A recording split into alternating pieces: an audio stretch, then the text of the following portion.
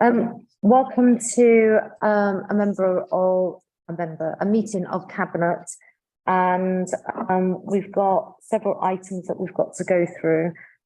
Firstly, just want to welcome that may be joining us in this chamber, but I can't see anyone in the public gallery.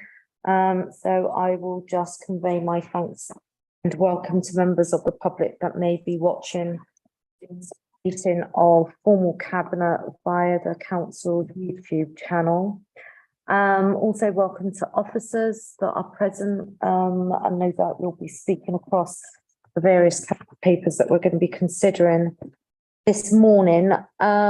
Just to advise members of Cabinet and the wider executive, councillors unable to join the meeting in person are able to join remotely. However, they will not be able to present an item, move or second a motion or vote, and their attendance won't be officially recorded. And then concerning meeting etiquette, please can I ask that you introduce yourself if you are either introducing a Cabinet report, and also just specify your role on the Cabinet or the wider executive, and if you want to talk to any agenda item that we're going to be deliberating. Likewise, please introduce yourself and your role. We are also going to be considering the minutes relating to the call-in meeting that we held last Thursday, and I'll come to that and we'll go through the minutes that have been published as a supplementary agenda last night for the purposes of this morning. And then finally, just wanted to welcome members of the press to another meeting of Cabinet, and we have one member of the press at today's Cabinet meeting. So jumping onto agenda item 1, apologies for absence. I've just received one formal apologies for absence, and that's Councillor Charlene McLean. Joy, as clerk to the committee, could you kindly advise if there have been any other apologies that you've received? Yes, Chair, I've also received apologies. Okay, thank you very much. Any other colleagues, Cabinet or wider executive, are there any other apologies that you've received informally? No. Okay, fine. Can I just draw your attention, everyone, to the declarations of interest covering pages 7 and 9 in the agenda pack, and I'm going to be asking Cabinet members and myself, although that may seem, whether in accordance with the members' code of conduct there is a disclosable pecuniary interest or non-pecuniary interest that they may have in a matter being considered at this meeting, having regard to the guidance attached to the agenda. So, Cabinet members only, do you have any pecuniary or non-pecuniary interests that you need to disclose? Okay, fine. I want to just draw colleagues' attention to the minutes as set out in the principal agenda pack, big pages number 9 to 26. And these are minutes of the Cabinet that was held on the 9th of March. So I'm going to go through each page and ask if everyone concurs that these are an accurate recording of part of the debates that happened, but more importantly, the decisions. So page 9, is that fine? Page 10, accurate. Page 11, is that accurate? Page 12, going on to 13, going on to 14, going on to 15, 16, 17, 18, 19, 20, 21, 22, 23, 24, and then 25 Are those all an accurate record of the debates, discussions and decisions made at the meeting on the 9th? Yep. Okay, now moving on to the supplementary agenda item, which is minutes of the cabinet meeting held on the 30th of March. Now, as everyone knows, this is a meeting of cabinet that was held following the call-in of a decision that we made on the 9th of March relating to James Riley Point, and the call-in was a vote in line with the council's constitution, where provision can lead to a call-in process of any executive decision. And in this instance, there were 4 members of overview and scrutiny that determined a call-in in line with the constitution on the James Riley Point paper. That was considered at a meeting of overview and scrutiny on Wednesday, the 29th of March. Thereafter, on the morning of the 30th of March, Cabinet had a meeting to consider recommendations made by overview and scrutiny following their call-in process. And the recommendations are set out on big page number 5 of the supplementary agenda pack, alongside the Cabinet's resolutions pertaining to each of those recommendations.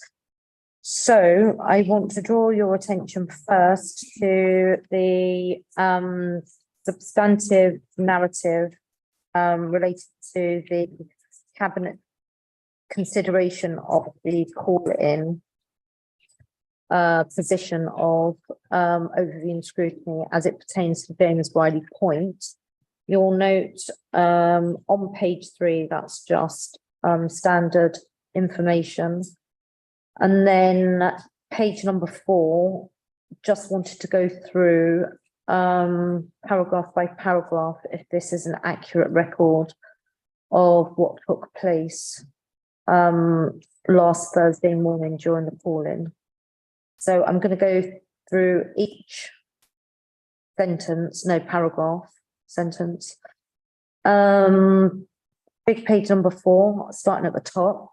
Members noted that the mayor did not chair the meeting and had stated this was due to a possible perceived conflict of interest, as the overview and scrutiny committee had queried whether she had the ability to separate her duties. Is that an accurate reflection of what happened? Yes. Yes. Councillor James Asser, Statutory Deputy Mayor and Cabinet Member for Environment and Sustainable Transport, chaired the meeting. Councillor Asser explained that as the matters under consideration were within the Mayor's portfolio, she had taken the decision that to be open and transparent, she would not chair the meeting. Is that an accurate reflection of what happened last Thursday morning? Yes. Thereafter, the monitoring officer stated that in respect of recommendations 4, which I'll come to, he was of the view that there was not a conflict of interest for the mayor, and the allocation of cabinet portfolios was a matter for the mayor that would be reviewed and determined at the annual council meeting. Is that an accurate reflection of what everyone at that meeting last Thursday recalls the monitoring officer stating?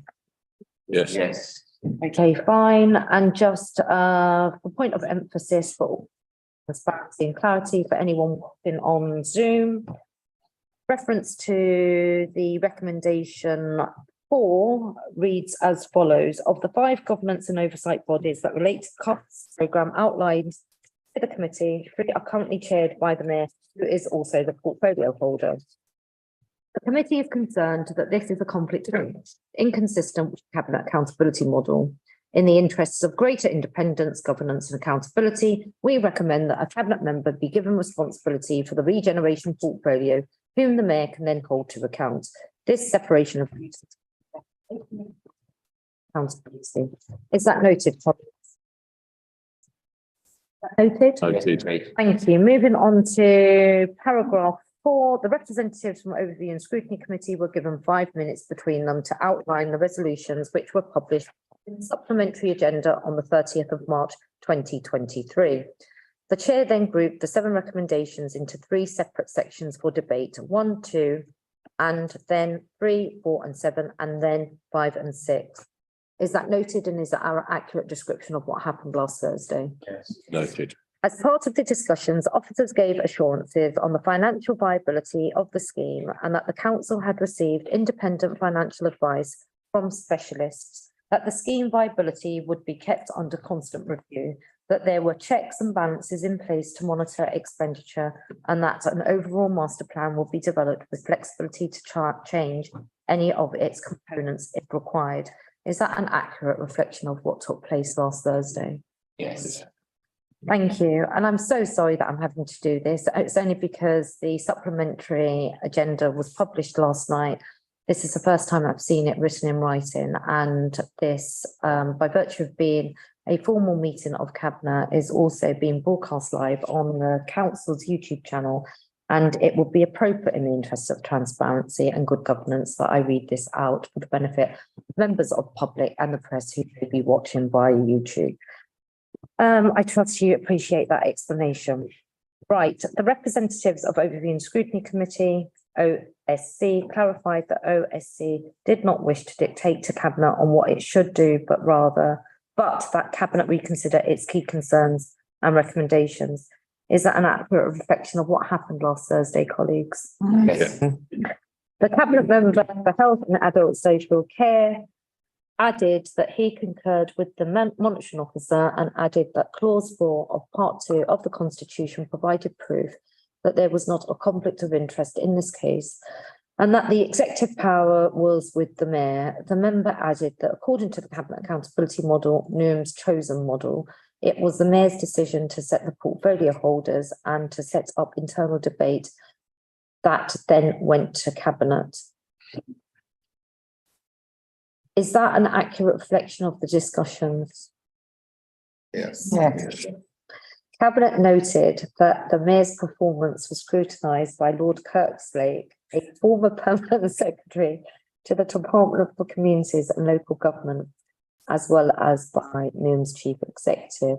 It was further noted that there were additional scrutiny processes of the mayor's portfolio, including 5 governance committees around regeneration. That's that answer of the Constitution. Is that an accurate reflection of what was discussed? Yes. Not 100%. No. I believe you clarified that they were not governance committees, but governance bodies. Correct, you did. Yeah. Thank you. Can we accept that as an amendment? And just one other potential inaccuracy in these minutes. I recall, but I could be wrong, that I stated that Lord Kirkslake was the head of the civil service. In addition, I can't recall saying permanent secretary of the Department of Communities and Local Government. You didn't, you clarified it in the former head of the civil service, as far as I remember. So we have that section of the minutes adjusted, please. Subject to those points of clarification and adjustments, is the rest taking into account those adjustments an accurate record of what was discussed? Yes. Okay, thank you very much. And then the representatives of Overview and Scrutiny Committee explained that OSC were in support of the project to regenerate the area and had called in the decision due to the increased pressures on the budget and project costs overrun. Explain that inflation and additional specifications caused the additional expenditure and extended time frame of the scheme, and added that all these costs were accounted for. In addition, officers stated that there will be further reflection on the costed and CPO process to apply lessons learned to future schemes. Is that an accurate reflection of the discussions, colleagues? Yes. Yes. Cabinet noted the complexity of financial strain on local authorities and that it was incumbent that all money was spent well for residents. The mayor stated that the council was aware of its obligation to its financial fiduciary Duties, perhaps. and that there were risks, perceptions and reputation which it needed to be alert to and mitigate. The mayor welcomed the concerns raised by OSC and wanted to reassure them that the executive and portfolio holders took their obligations very seriously. So there's an absent subject, duties after financial fiduciary. And subject to that being inserted and recorded in future minutes of today's meeting, is everyone happy that that's an accurate reflection of what was discussed last Thursday? Agreed. Okay, the decision as stated on big page number 5 of the minutes from the 30th of March, the referral of the decision from the Open Green Scrutiny Committee for reconsideration, and having considered any concerns that have been provided by the committee, Cabinet would either confirm the decision or amend the decision, and the following was decided. Cabinet resolved, firstly, to reject the following. 1, that an updated external review be carried out by a suitably qualified accountancy firm on the Carpenters Regeneration Programme. 2, the CPO compulsory purchase order arrangements be value for money tested for the public purse. The process should be looked at by suitability qualified accountancy firm. 3, that viability of Carpenters Regeneration Programme excluding JRP, that's James Riley Point redevelopment, reassessed by a suitably qualified accountancy firm using more prudent assumptions. So those 3 recommendations of overview and scrutiny following its calling process were rejected by Cabinet. Is that an accurate reflection? Not quite. Okay, There's a clarification that hasn't been picked up and I think does need to be recorded, because we made the point that number 2 was being rejected because it's directed under statute and we can't change the CPO. So there was a slightly different discussion on number 2. It's accurate, it was rejected, but that clarification isn't in there and I think it's important. so could you advise on an appropriate form of words at the appropriate point of that? So rejected, right, so that recommendation was rejected, and that recommendation as written on big page number 5 is as stated. It's the recommendation. I What you're saying is, would just say is underneath that, it might be just a caveat to say it was Cabinet noted that number 2 is laid down by statute and therefore the council doesn't have the power to change the CPO process. okay, is it possible to add a note after 2 to that effect? Are you able to read out the sentence? Council noted that this was set out by statute. It was set out by statute. It could not be changed. That was the gist of what we discussed. Yeah. So I'm just going to take this, could you kindly just read that sentence out again so that everyone's clear? So it would have been sort of a note or a bracket. Cabinet noted that this was set out by statute. It could not be changed by Cabinet. Okay, It's a process, yeah. is everyone happy with that? Yeah, as an amendment, then I'm going to take Sarah and then I'm going to take Colleen. So just, I think the process should be looked at by a suitably qualified, not suitability. The typo. Oh, it's a typo. Yeah. That's been picked Very up. proud that I got in ahead of Neil. Colleen? That was the same, actually. So we've picked up the typo. Where it currently states suitability, it should be, Same in point 1, actually. and it's the same in point 1. recommendation 1, which was rejected. That's a typo. Okay, and then the rejection of recommendation 2 has the insertion of a Cabinet noted that this, yeah? Yes. And number 3, everyone's satisfied with in terms of how it's presented, and that was rejected, yeah? Yeah. But moving on to the next section, so Cabinet resolved to accept to review the following. 4, should that read 4? 5. Correct. 54. Oh, 5, yeah, to accept to review the following. 5, review the policy for negotiating settlement for tenants and leaseholders for future programmes, taking into account lessons learnt. And 6, assess the risks of CPOs, compulsory purchase orders, its current and future development schemes, and further assess the council's likely reaction to this challenge. Yeah, Typos. it's current. Not is. Right, so there's a typo in assess the risks of CPOs is, Instead of is. right, so it's in instead of is, in current and future development schemes. So subject to that typo, all members of cabinet are happy that that's an accurate, reflection. And then to note the following. Right. This is. Can I make my correction before you read it out? Yeah. Go on. Because that'd be easier, because on the final two, this is inaccurate, because to note is what I tried to do. However, at the request of the scrutiny chairs present, they wanted a clear decision on whether it was accepted or rejected. So what we actually did on those two was to reject and And note.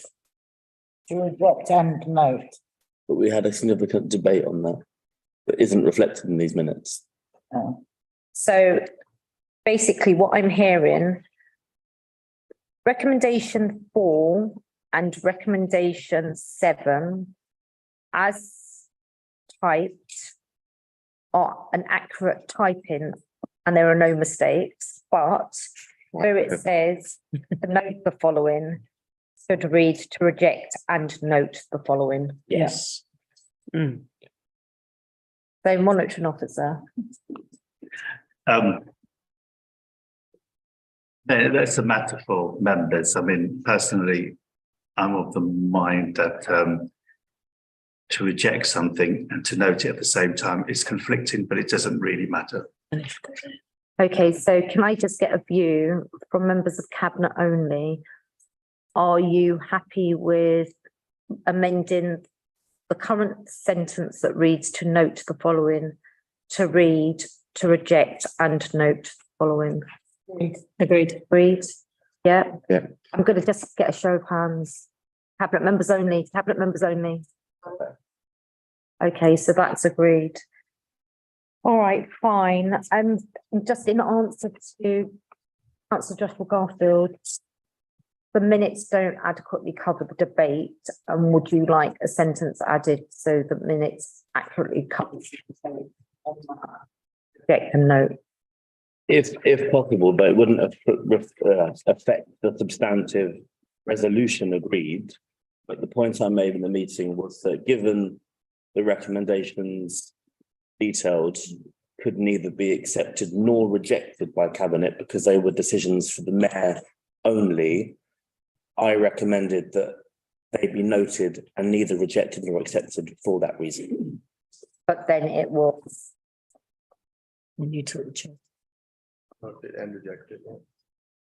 so just in light of that, I just need some guidance from the chair. Go on. I suppose an additional line that would benefit the cabinet for what was said in the meeting is it was noted that these recommendations were not able to be accepted or recommended by cabinet because the power to do so sits wholly within the mayor's office, like that. But that was in relation to which Last two. recommendation, the last two, Mhm. That we initially chose to note.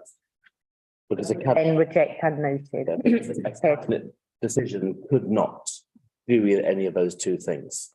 But the mayor has delegated to see Exactly. our cabinet, so I don't think that's. Not for those decisions. Those decisions were not delegated to cabinet. That's a debate we had last week. And this is how we ended up. I mean, I agree with the monitoring officer. They did a contradictory to reject and no, but this is how we ended up in that place.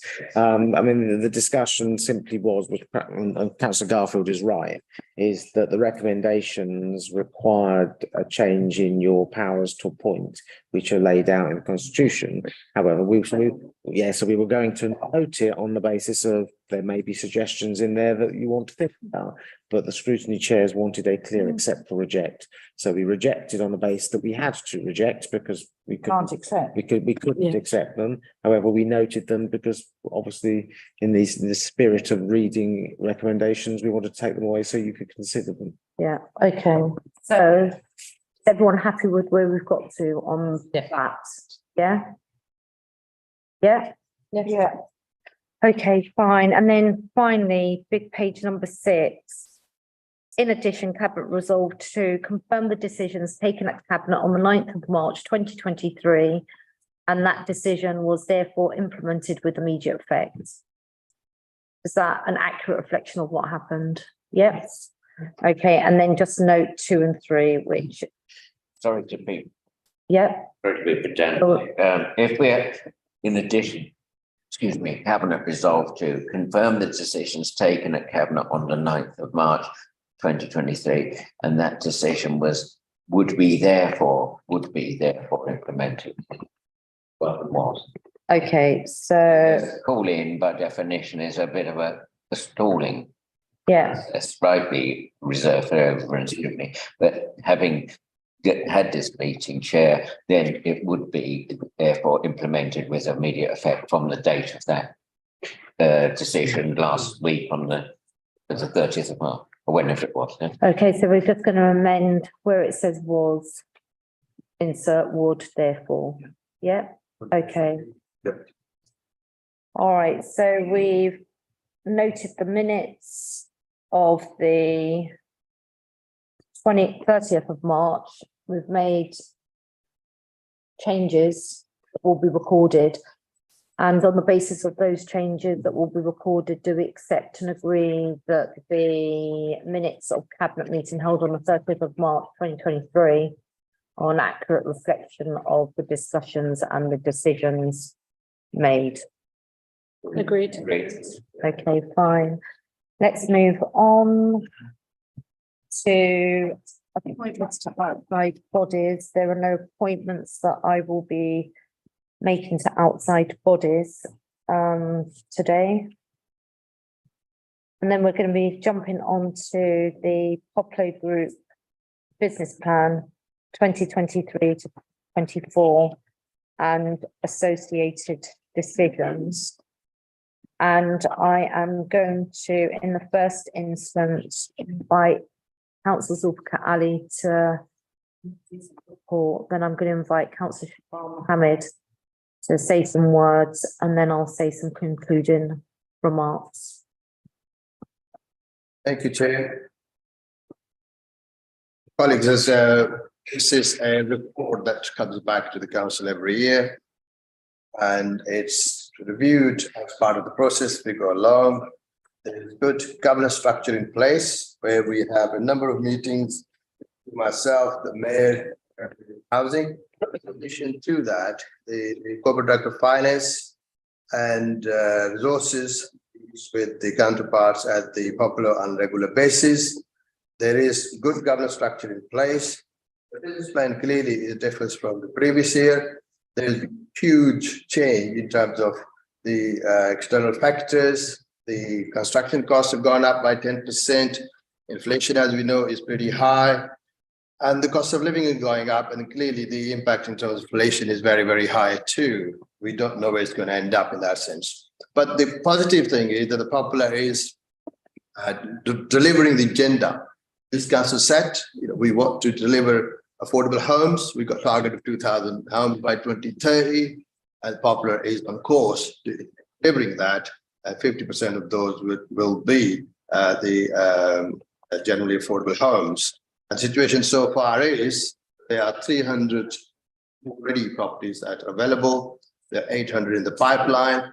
But you have probably seen or heard and noticed that there are other authorities in London, Croydon and Lambeth who have had similar organizational arrangements to deliver their affordable homes.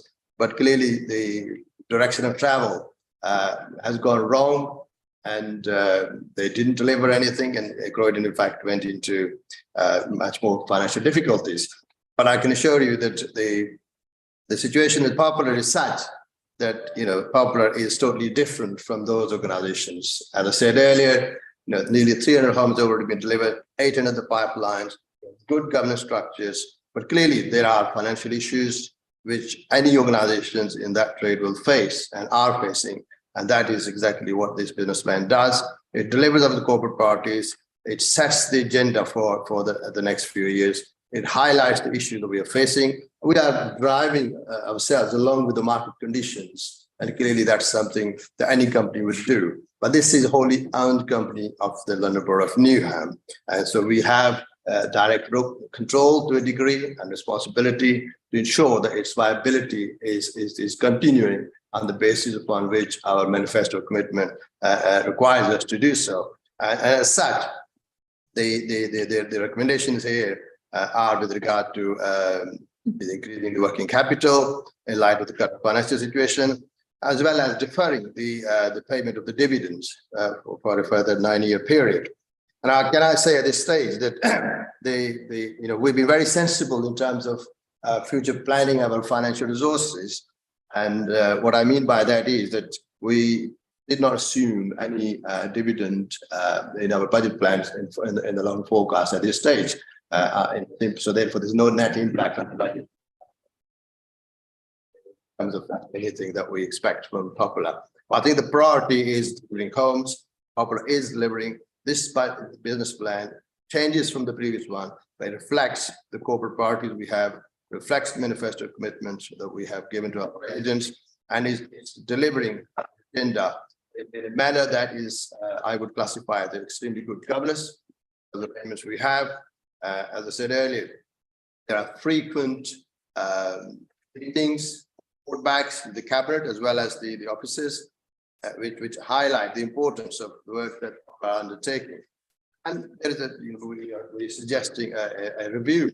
Unlike everything else, a review is always good things. We have to learn from what better we can do, how more we can improve the delivery of services, and look at the model that's currently delivering our needs. We do have our own affordable homes team group as well. So we're looking at this in totality.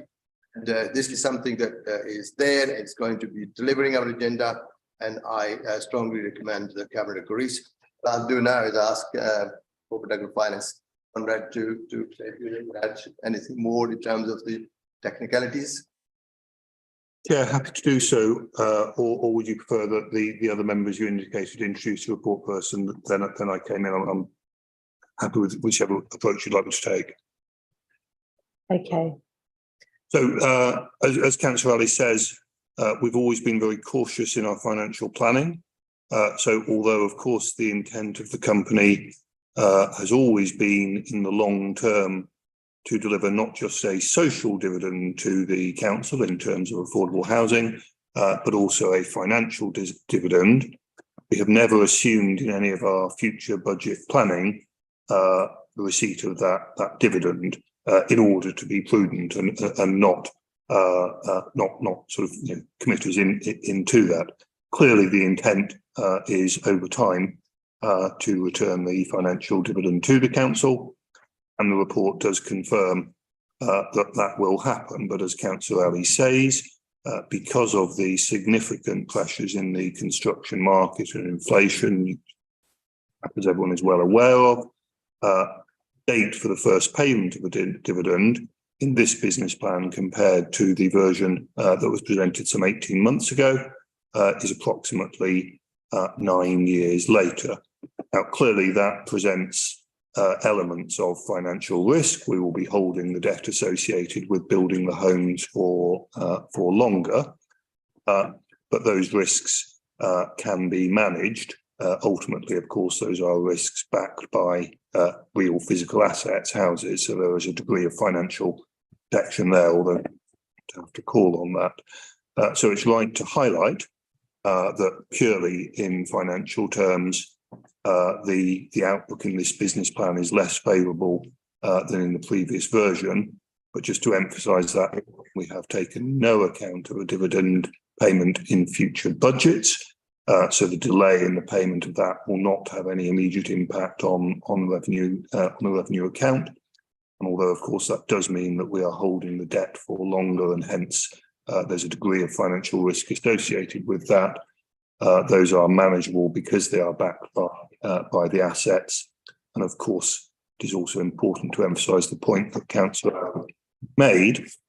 The company is doing things. If one simply steps outside this town, see sites under construction being built by Popular. There are other sites already completed and in management. So unlike some other council housing companies where things have not gone so well, the company is delivering on the social objectives that the council set for it in terms of affordable homes. I'll pause at that point, Chair. Obviously happy to take any further questions on the financials to the extent that that's helpful. Right, fine. I'm just going to invite Councillor Shaban Mohammed some remarks on this report, and then I'll do some concluding remarks and we'll open up to questions. Yeah, thank you, Chair. And I think what we've got to look around is the borough. When you drive around the borough, we'll probably see more popular starts than any other local authority. I'm really proud that, you know, we've got really big waiting list, but we are really working hard to deliver affordable homes for our residents. And, you know, just in the vicinity of East Ham alone, there are a number of popular homes being built or being started or being finished. So, you know, when I go to visit these sites and meet the residents, the difference it makes, the social rented property makes, it could be life-changing for residents, especially on our waiting list. And the other thing I want to really say is the high standards that these homes being built, because one of the things I always say to our residents, even when they're on the bidding, is what you're bidding for. And they say, oh, I'm bidding for houses. And I say, look, why didn't you bid for flats? And they say, oh, well, the flats are really small. I said, they're not. You know, and I think sometimes we need to get that messaging right. And these popular homes are really built to high standards, nice, roomy places, and high quality. And the other thing is, you know, I'm always in a number of meetings with popular staff and directors, and we're always looking around to make these homes energy efficient. So whatever's on the market, whatever can really drive change and deliver a good quality home, we're always looking at on the market and looking to drive change forward. So really, it's life changing, making a difference to our residents, and really proud that we took this step and driving change in Newham. Thank you. Very much. And colleagues, just to really build on the respective contributions by Councillor Zulfikar Ali and Councillor Shabar Mohammed, just really to state the following. We're acutely alert to the growing pressures within the wider housing delivery and development sector, be that public or private, not least because of inflationary pressures, global events that have led to high levels of uncertainty that inevitably lead to also additionality around costs and construction costs.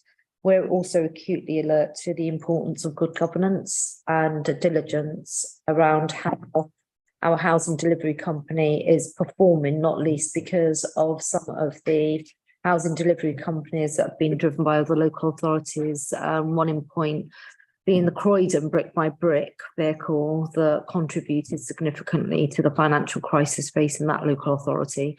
These things, you know, are of significance for all the obvious reasons. And as you would expect, there is the diligence and the oversight that is provided by both myself as the portfolio lead in inclusive economy and strategic housing delivery, Councillor Shabar Mohammed in his role as housing services cabinet lead, and Councillor Zulfikar Ali in his role as finance and resources cabinet lead. And then obviously through the cabinet accountability forum process, this comes to all of cabinet and the wider executive discussion and probing.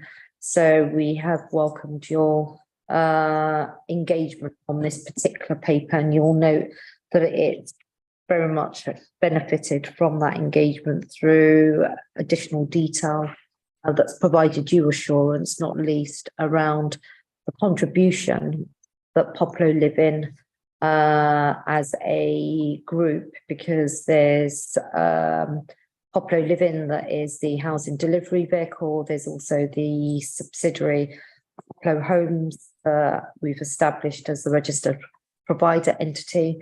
But you can see in this report the value that it brings around homes that our people can genuinely afford, be those at social rent or at London living rent. And I just wanted to draw colleagues' attention to table 3 on page number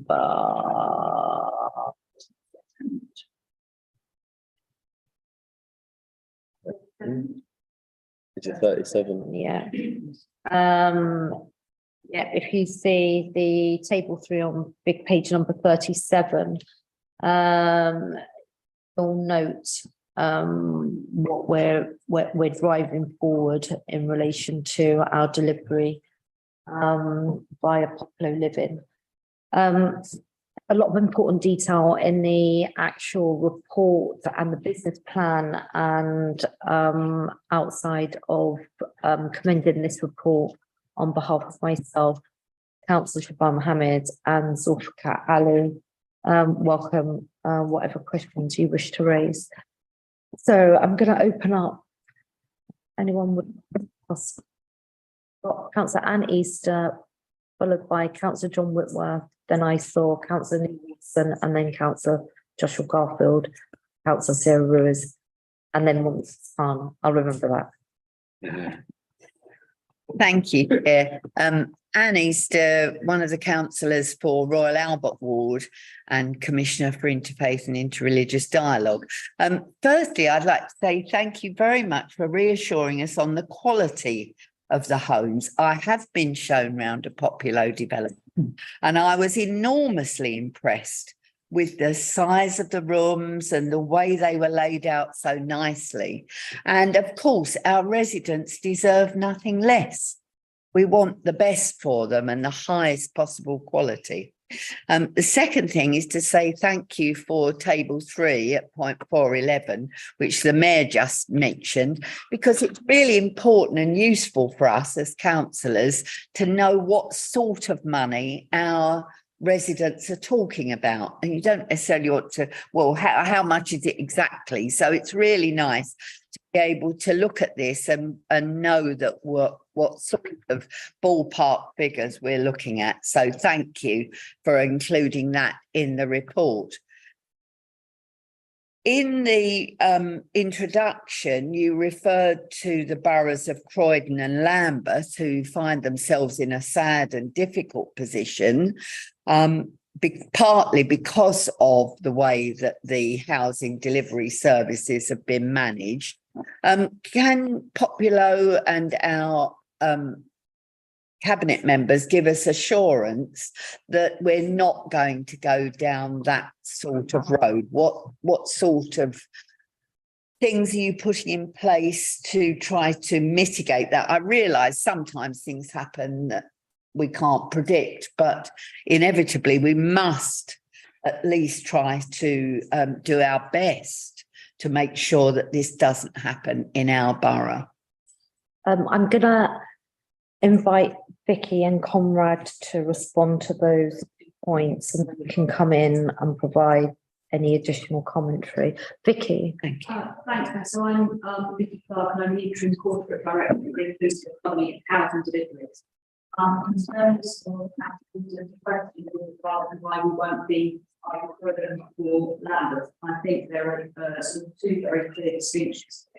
The issue in Croydon was essentially that the company, if you like, was with challenges that it had in progressing projects, it ended up spending a lot of money without acquiring the asset base.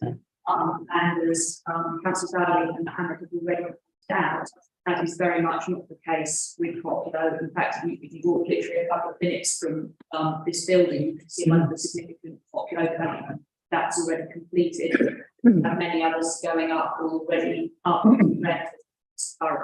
So what that means is, as Conrad has pointed out previously, in the event that Populo were to get into financial difficulties, the council has the security of those assets behind it. In terms of Lambeth, the difficulties were slightly different in that the borough asked its wholly owned company to embark immediately on some complex estate regeneration schemes, and those proved difficult to get going.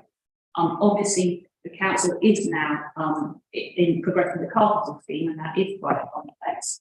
But Populo is doing that from the starting point of already having sort of honed its development experience on some of those more straightforward schemes, and also with this full support and engagement of council teams behind it in terms of business and managing the account of the properties and so on. So I feel very confident that we won't get to either of those two situations. Thank you. Okay, Conrad. If I may add to that then, and with apologies, I neglected to introduce myself earlier for people watching online. So I'm Conrad Hall, I'm the Corporate Director of Resources and the Council's Statutory Chief Finance Officer. Vicky has already made the point about Populo's asset base and skill set. Perhaps I can add to that. I think, you know, I don't want to talk about Croydon per se, so much as, you know, organisations where things have gone wrong. And fundamentally what is different at Newham, aside from the solidity of that asset base, is the approach of transparency. You know, at organisations that have failed, you wouldn't see this business plan at a public meeting. It would be discussed in private, if at all. So yeah, the very act of bringing it here and being explicit about some of the financial challenges that the company faces is actually, you know, the first step, you know, of that important process of making sure that we are alive to what is going on in the company, that we're alive to the risks in the market, and entering into these commitments with open eyes. I think a couple of other points that I would just like to add to that.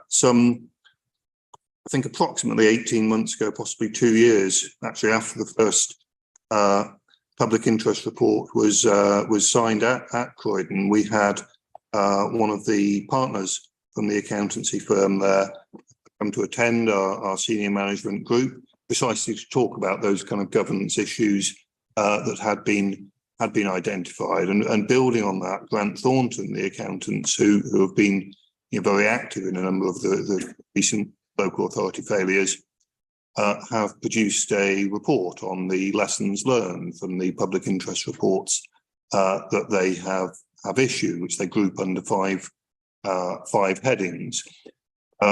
You know, we haven't just sort of, you know, read that and thought, well, that's interesting. We will indeed next week be taking a report to our audit committee, picking up the first of those two themes, testing ourselves against the issues that they have identified, in order that we are not complacent.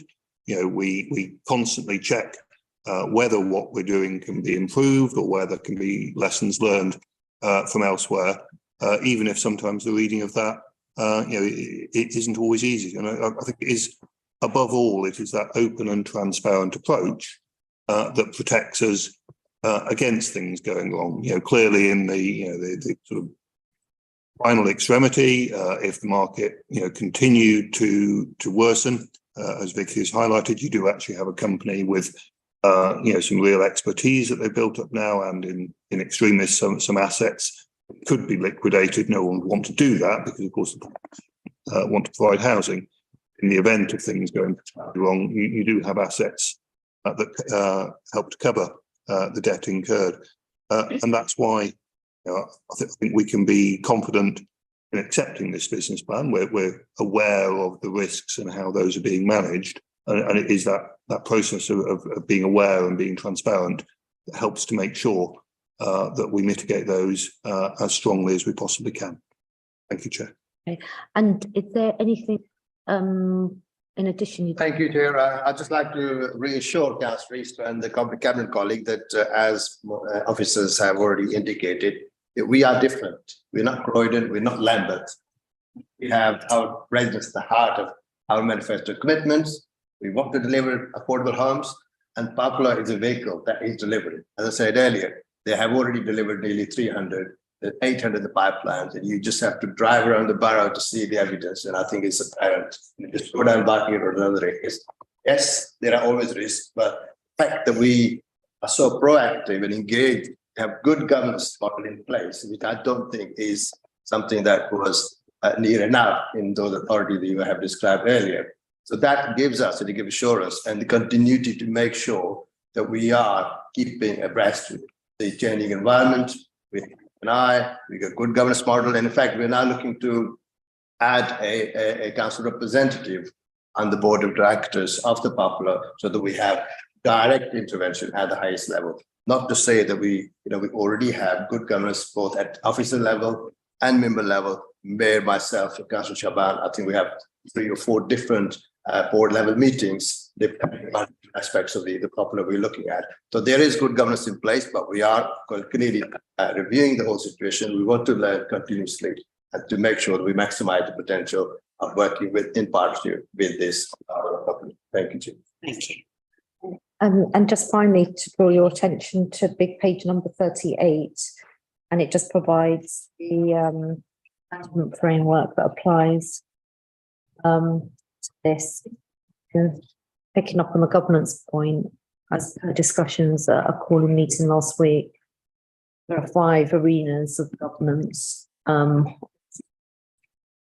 specific programs, including stuff that popular living or driving. I'm going to be moving on to Councillor John Whitworth. Thank you, Chair. I'm Councillor John Whitworth, Councillor for West Ham Ward and Commissioner for Air Quality and Climate Emergency. Well, first, I'd like to agree with what my colleagues have said in praise of the quality of the popular homes. Certainly the ones I've seen fully support this. My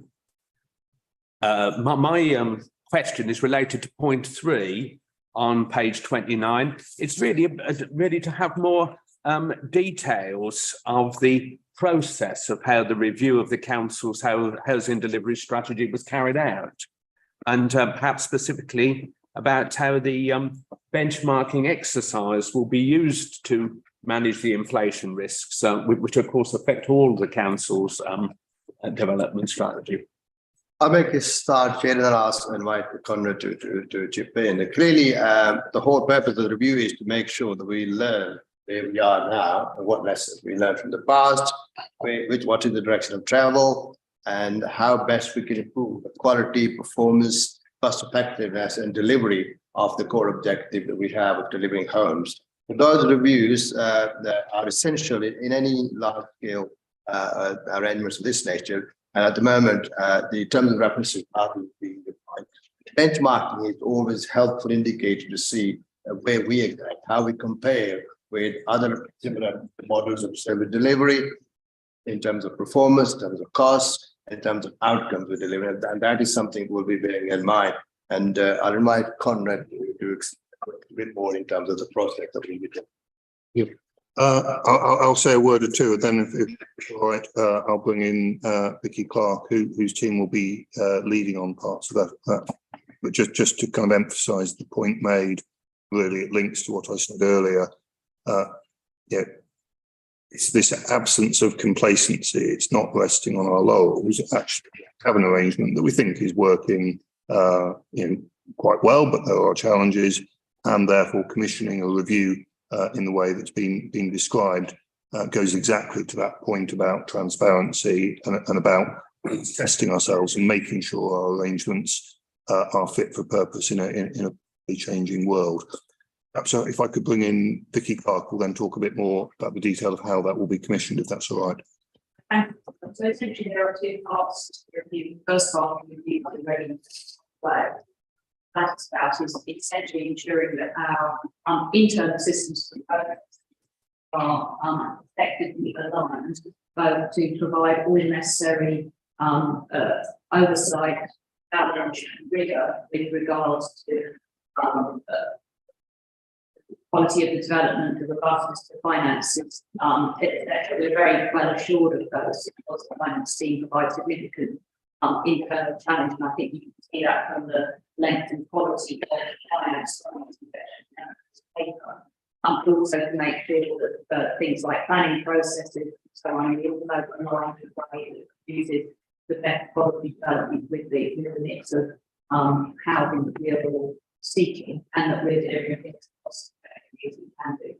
Then the second part of that exercise is to bring in an external party in the process of identifying the most appropriate person to lead that part of the review for us. And what we're asking them to do is essentially look at the mixed model of delivery we have currently, combining popular and some internal delivery as well, to establish whether that is giving us the appropriate range of tools that will allow us to deliver against targets in the best possible value way and by scale. So those are the 2 elements. I don't know if Colin is there. No, thank you very much, Vicky. No, I don't think there's anything more to add. I think, as you say, there's 2 stages, one of which is already underway. We need to determine who will be the best external reviewer for part 2 of that review, and that will be reported back in due course. The only thing that I would add is, this is not unusual for, any organisation to undertake reviews of its major programmes. And it shouldn't be seen as unusual in a local authority context. And I think it's right in the context of progressing into term 2, the arrangements that we had in place and that evolved over the preceding 4 years as it pertains to overall strategic housing delivery, but also popular living as one of our principal important instruments in strategic housing delivery. There's a process of review as part of wider ambitions in the organisation linked to transformation and improved service delivery at a time of financial constraint and challenge. So I trust that's been helpful. Thank you. Moving on to Councillor Neil Wilson. Yeah, Councillor Neil Wilson, sorry, I apologise, I didn't introduce myself earlier. I'm Cabinet Member for Health and Adult Social Care. We've had reassurances that, as outlined with speakers, but also in the written report on page 51, the paragraph ending on 1021, that in extremis, there is a clear litigation on loans made to Popular, given the value of assets formed by the housing stock developed today. I also note, Chair, that that same paragraph says that this report in front of us sets out that the GLA, as in section 10.2, the GLA grant has not been assumed for future development sites post 2026, but improvements to the financial possession. So I'm looking at glass half full rather than half empty reasoning now. But that has not been realised. But if more grant were to become available as it approved for future development sites, that would presume, enhance the position of the companies which are wholly owned by us anyway. But then cross-referencing, if I may, and I think it's a bit technical, but 10, 19 and 20 talk about the financial risks. Just my question is that in the financial dividend would not be returned for 22 years. It does not imply that the company is not viable. It's not a going concern. And we've had reassurances that the audit committee is looking at lessons learned from where they have been companies that are not going concerns and risks. Limited delay in paragraph 1020 says that the issues set above are now of more significance, so the continued focus on the delivery of the business plan remains vitally important. And that's why I think my colleagues have highlighted in question the review as a generic review, but there's a process of annual review and approval, provides a means of testing these risks in a transparent manner and mitigating them as appropriate. That is already in place, but as a structural response in terms of process of annual approval. Can we have, just a little bit outline of how that might work, given that this is even with the half full glass, that might actually be operating to come back to report to this cabinet? Thank you. I'll bring in Conrad. Yeah, so if I may, Councillor Wilson is right. We have been careful not to introduce sort of optimism bias into our future assumptions. Quite knows how the world is going to turn out, of course, and so we tend, to try and make sure that are reasonable and prudent. And you're right, Councillor Wilson, to highlight the risk, to identify the report correctly identifies that in extremis, if something really were to become difficult, you do have an asset against that debt, but no one wants to have to dispose of the asset. Of course we don't. And so this process of the annual business plan is very important. And I think it's important to stress that prior to 2018-19, this business plan for Red Door Ventures, as the company was then known, was always agreed on delegated authority. I've always been very clear that this is a matter that absolutely ought to be here at Cabinet each and every year for approval of that business plan, precisely to ensure that proper transparent scrutiny of it. And so you will see next year when the business plan comes, and indeed the business plan the year after that, we will be able to show over time how those assumptions about, for example, when the first dividend, financial dividend returned to the council have changed, precisely to clear how the fortunes of the company are changing. I think it would be difficult if that dividend were to push out much further. There's clearly a limit to how long that could be delayed financially. But the point is really important to emphasise. Each and every year we will bring this business plan to Cabinet for approval and for this important process of discussion and review of the assumptions within it. Very much. Just a quick follow-up. Quick follow-up.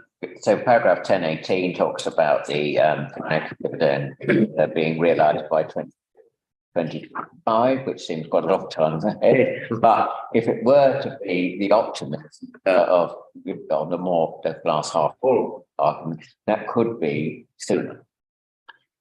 Yes, of course. By definition. Yeah, I mean, on the assumptions in this report, it will be 2045. We have been, I hope, reasonably cautious in those assumptions, so it may be sooner. Clearly, I couldn't give an absolute assurance that, I don't know, the interest rate or inflation environment may change such that would start to push out even further. As I say, I think at some point you start to get into difficulty if that becomes much further delayed. Again, it's this process of carefully checking the assumptions each year, subjecting the plan to scrutiny that enables us to then react accordingly if the world moves against us. Let's hope that we have been a tad more pessimistic than perhaps we needed to be, and the position will improve, but let's not plan for that. Let's hope that will happen. Thank you very much. Yeah, I like the idea of a pessimism bias. Okay. I'm going to be moving on to a question from Councillor Joshua Garfield. Thanks, Mayor. Councillor Garfield, member for Stratford and Cabinet member for Education.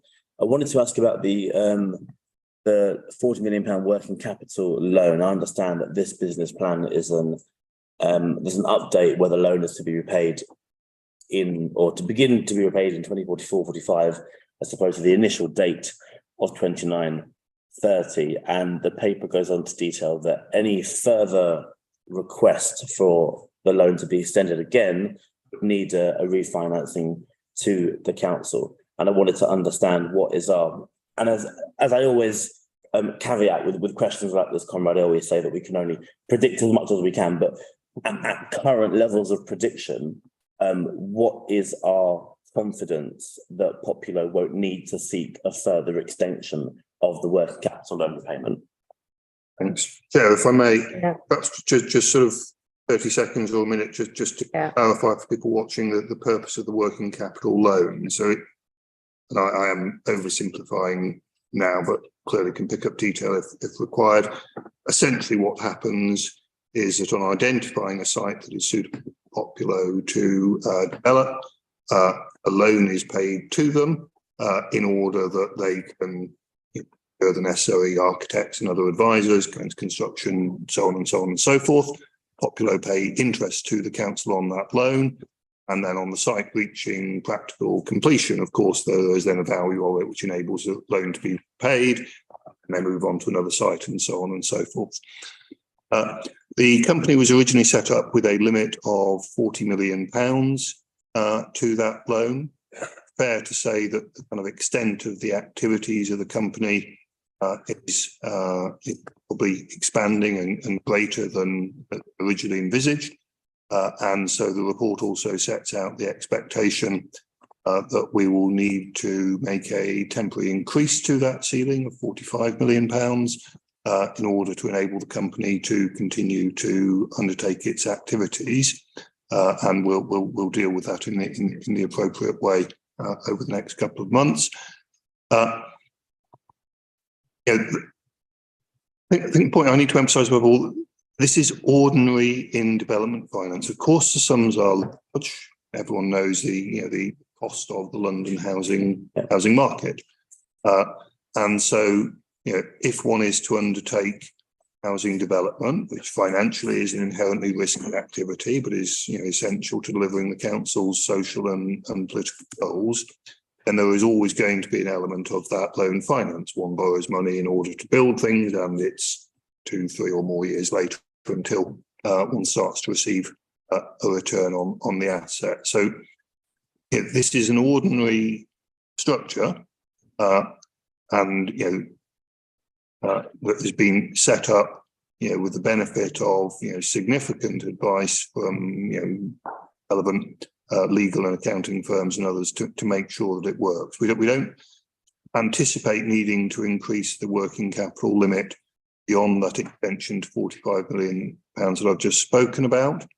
Nonetheless, one wouldn't necessarily rule it out. I mean, the point is not that there's some sort of absolute limit beyond which one must not go. The point is, are we confident of getting a return? Well, yes, and increasingly so, despite the market difficulties, because we have seen that Populo has this track record of success, and that the model is essentially, well, one would always want to be careful not to extend that beyond the maximum amount required, and to be careful about extending the remit of the company too much. I think one of the virtues of Populo is specialist in a few specific activities.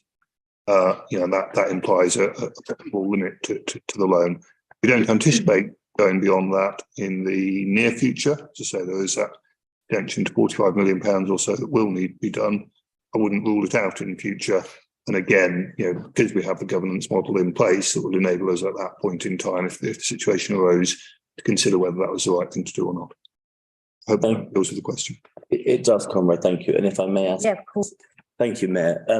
Supplementary to that, this might be more appropriate for yourself, Vicky.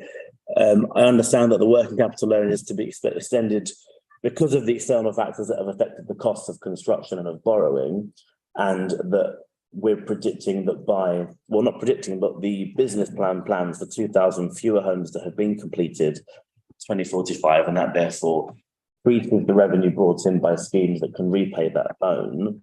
So I guess what I'm asking is a headline figure of what we're envisioning will be completed by 2045, and are we saying that is this business plan the break-even point for Populo, whereby loans can be repaid, revenue from developments can fund capital programs by the housing company that we own? So I'm going to defer to our package. Sure. It would be detail on the slide number 5. We're in for 2,000 by 2030. And I think Conrad, I used the term break even with this dividend payment prior to this occasion. Conrad corrected me, said it wasn't precisely the same thing. Okay. But I think the purpose of Populo being able to pay us a dividend is essentially what we're saying. By that period, we hope that they will be able to broadly finance their own sort of preparatory activities by virtue of the amount of revenue they are receiving from those properties. But yet, in broad terms, certainly in balance and no longer requiring addition. That dividend date offers a policy that being is that That's fair, yeah. And if I just add one thing on that, if it helps, the key number is approximately 1,500 properties, 1,500 properties. Below that level, and Populo is working up to that at the current point in time.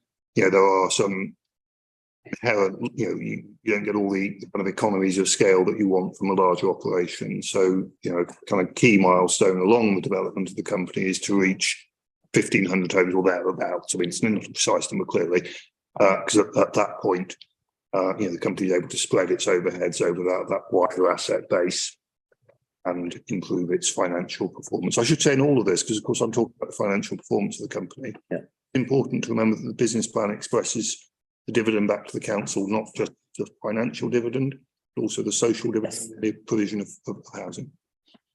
Thank you. And apologies for using a superficial financial term. No. Okay, is that satisfactory? Yes. Moving on to Councillor Sarah Ruiz.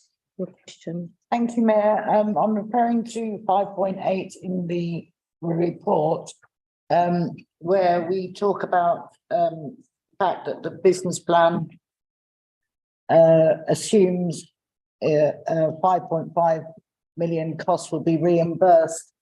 And I note that we are only going to be paying 2.3. I think that's probably works out maths.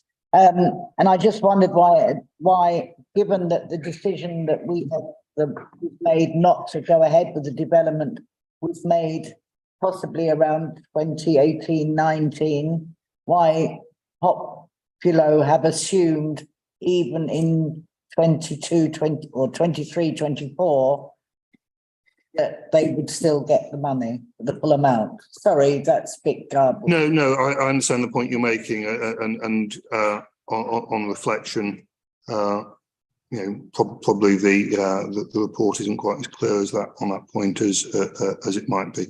So I think it'd be appropriate just to say a little bit about what's happening there. So as is well known, the Greater London Authority, the Mayor of London, have moved into the building in June, and close to that building was a site that was being developed by Populo, that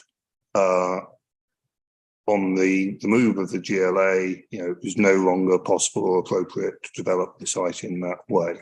Populo, in good faith, at our instruction, had worked on developing that site and incurred costs accordingly, and therefore, since it was decision quite rightly to facilitate the move of the Mayor of London, we are therefore reimbursing them for those costs. There was an earlier scheme prior to 2018 under the former management of the company, which was then known as Red Door Ventures, that I think is sort of acknowledged to have been a poorly designed scheme that kind of wouldn't have worked in the way that was intended. So what fundamental of the decision is that rightly we are paying Populo what are called in technical terms aborted costs, recent work that they did because they were unable to progress the scheme because of our decision, our instruction.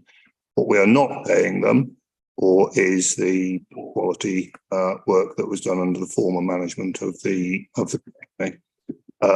And then next time around, as the business plan is updated, I think it's just the sort of process of sort of lining up the business plan and the cabinet report. Next time around, of course, that will come out of the Populo business plan. So it's probably not made as clear as it could be there. But I think the important point is to emphasise we are treating the company legally and fairly, where we've given instructions to them that have a finance for them.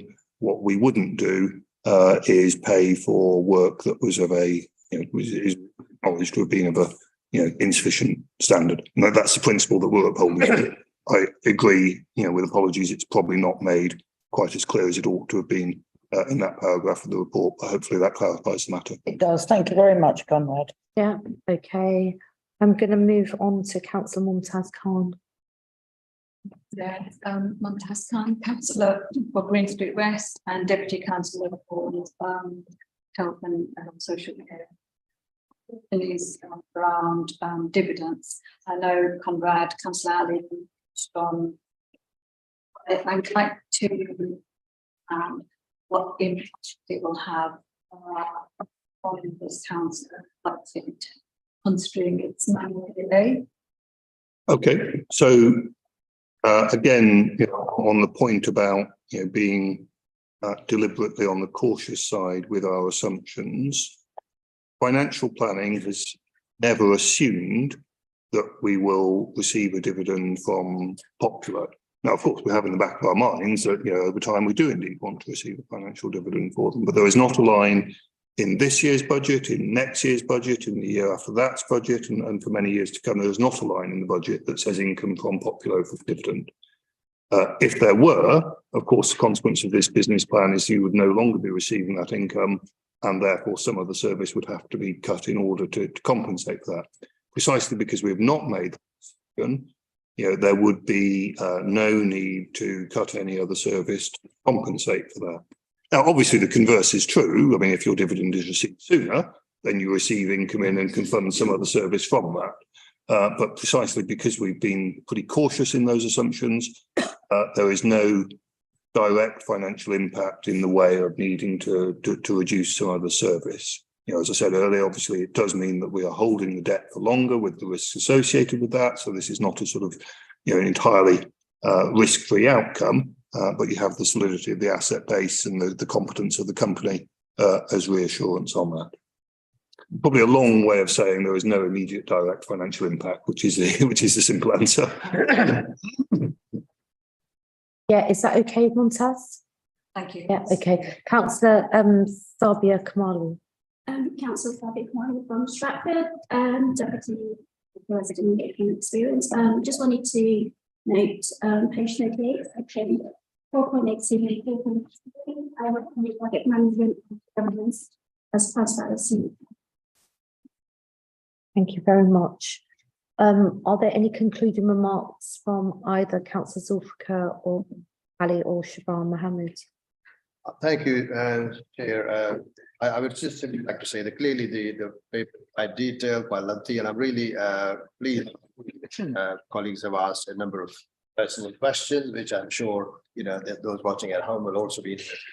I hope that you have been sufficiently assured that this is an organization that's been managed well. We are affected by the external pressures, external forces, and external eventualities, and who knows where the market is going to go. But the assumptions that we've made in this report clearly are stated in here, and Popular is working pretty well. We have a good governance structure, we have good oversight, delivering homes that we need, and they are an organization that is aligned, has aligned its business plan to our corporate priorities and manifesto commitments.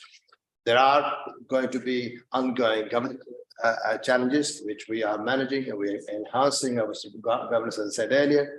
We're hoping to put somebody from the council on the board of directors, and there will be regular reports coming back to the cabinet. And the Conrad made a point about the openness, transparency, and that's the fundamental value of this administration, and that's something we're trying to embed in the structure that we have here.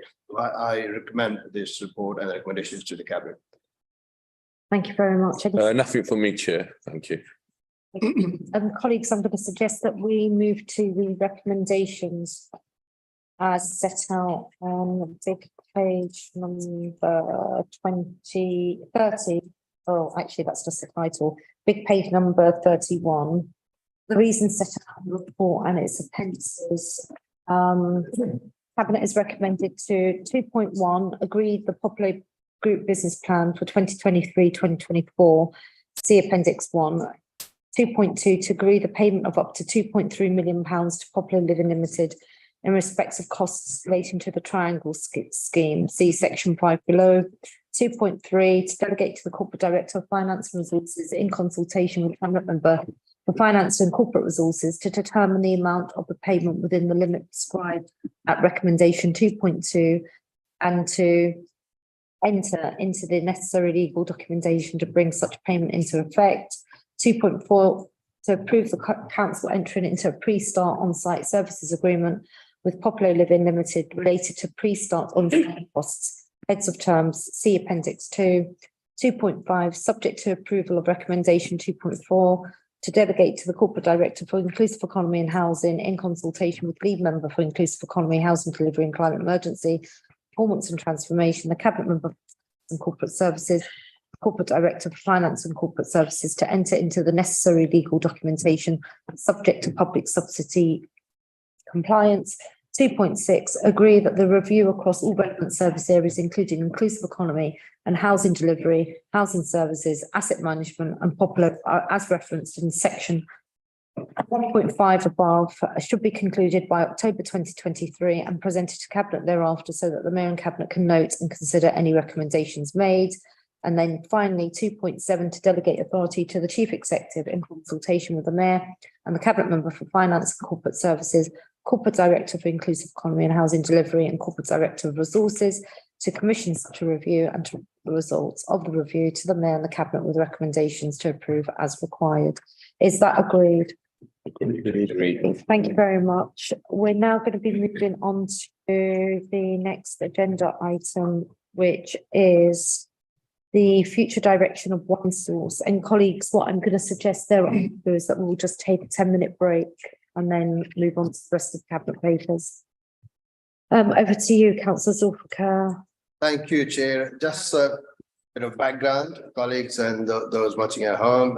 One Source partnership was set up back in 2014 to manage a number of central and back office functions in order to deliver efficiencies and economies of scale through this unique, at the time, fashionable joint working arrangements with other local authorities.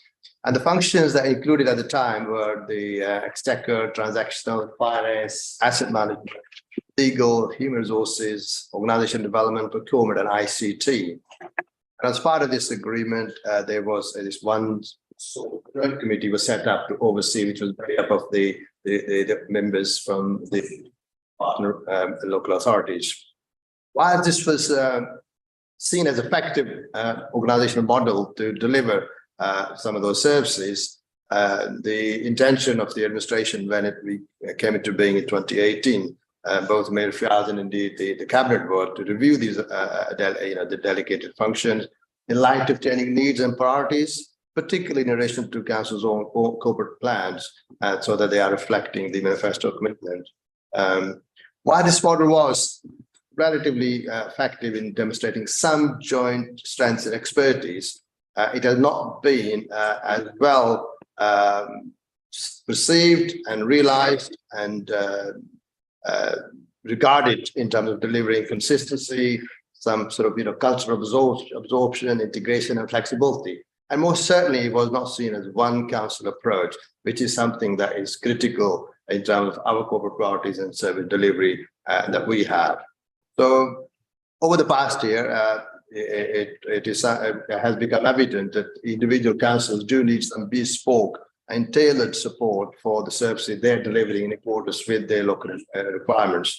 So back in 2018, when we came into being, we looked at the reviews of the quality, performance, and the contribution that one source is making to the delivery of the corporate objective. And I think most of you will probably agree with me that one source has never been seen as a council entity. It's always been perceived as a different organization. So in 2020, you may recall that we took a decision, that's the mayor and the cabinet, to bring back some services, in finance, audit, and strategic property services. And that process continued on a phased basis because we kept an eye on what is happening and how best we can actually try to bring services back in-house as needed. So that review has been ongoing, and in fact, there was also a review led by the One Source itself. So as a result of that, it is now proposed that we bring further services back. And if I may add, at this stage, that discussions have been, I'm grateful to Chief Executive and our Corporate Finance and Resources for their interaction with our other local authority Havering partners. And certainly the Mayor and myself, we have also had discussion at the political level with the new administration there. So we agreed that it is in the best interest of both organizations that we dismantle and bring back asset management, and this covers property services, capital delivery and corporate estate, human resources and organization development, and the finance, that's pension, accounting, treasury, and reconciliation, and the entire procurement services, as well as all ICT. I'm sure you're pleased to hear that. So that is what's been agreed, and can I say at this juncture that the fact that we both agree that we do need to come out of this joint agreement, there are no compensatory payments. Had we chosen to go on our own, we would have had to pay some element of contribution to withdraw from the agreement. So what that will do now is that the process will start to bring services back. Once this cabinet agrees, there's another meeting of the cabinet in later in April at Havering. And once both cabinets have agreed, then there'll be a report going back to the joint committee in order to finalize this, and then the implementation process start. And that's where the human resources process and everything else will kick in order to make sure that we have a smooth transition back into Newham on the services that we've described. However, there is still element of services which will still remain. As I said earlier, this is a phased approach. Legal and governance, exchequer, and some transaction services and print services will remain including some of the finance business support team system there as well. But that's something that we'll be continually monitoring and see how we proceed with the current phase, and then we look at what happens next. That's where we are today, Chair. And if Cabinet approves this, then there will be a report going back to the Joint Committee. And once that's finalised, the report outlines some timelines, different services. And I think I can say that, which I'm sure from officer's perspective, Conor will probably say that we try to make sure the staff are not forced to go to a party they don't particularly want to go. So I think every effort will be made to accommodate the needs of the organisation and the individuals, but clearly that can't be guaranteed. That's that officer level that they will respond. So that's where I will stop, and I'll ask Conrad if he would like to add anything further. Thank you, Chair. If I may, in a moment, I'll bring in my colleague, Marie Dunworth, who has worked tirelessly on this programme to just summarise a couple of key points. I think the one thing I just really wanted to emphasise by way of assurance to Cabinet, previously when we have taken services out of one source, finance and safety, for example, we have found that we have been able to deliver those at or slightly below the one source cost. And with improvements in the quality of the service. So I think we're confident, it's a complex project, that we will be able to deliver that for these other services too. If it's okay, then I'll bring in Marie just to summarise some of the key points in the report and then hand over to Cabinet. Thank you. My name is Marie Dunworth. I'm Programme Managing the Future One Source Programme. So to follow on from what all of this said, this report puts forward a set of proposals that have been agreed in principle by all parties. For the services that have been proposed to return, just to recap, asset management and the two services within that, property development, corporate estate, human resources and organisational development, procurement, ICT, and the finance functions of pensions, accounting, treasury and reconciliation.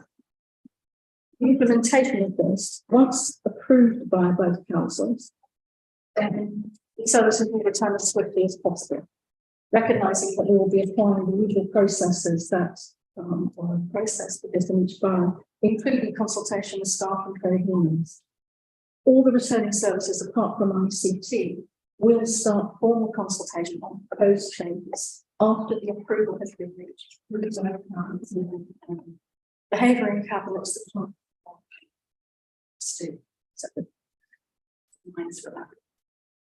once returned, these services will be managed under the Resources Directorate and by ICT. For ICT, it will be by the Chief Executive Officer. IT is more complex, so there's an ICT separation.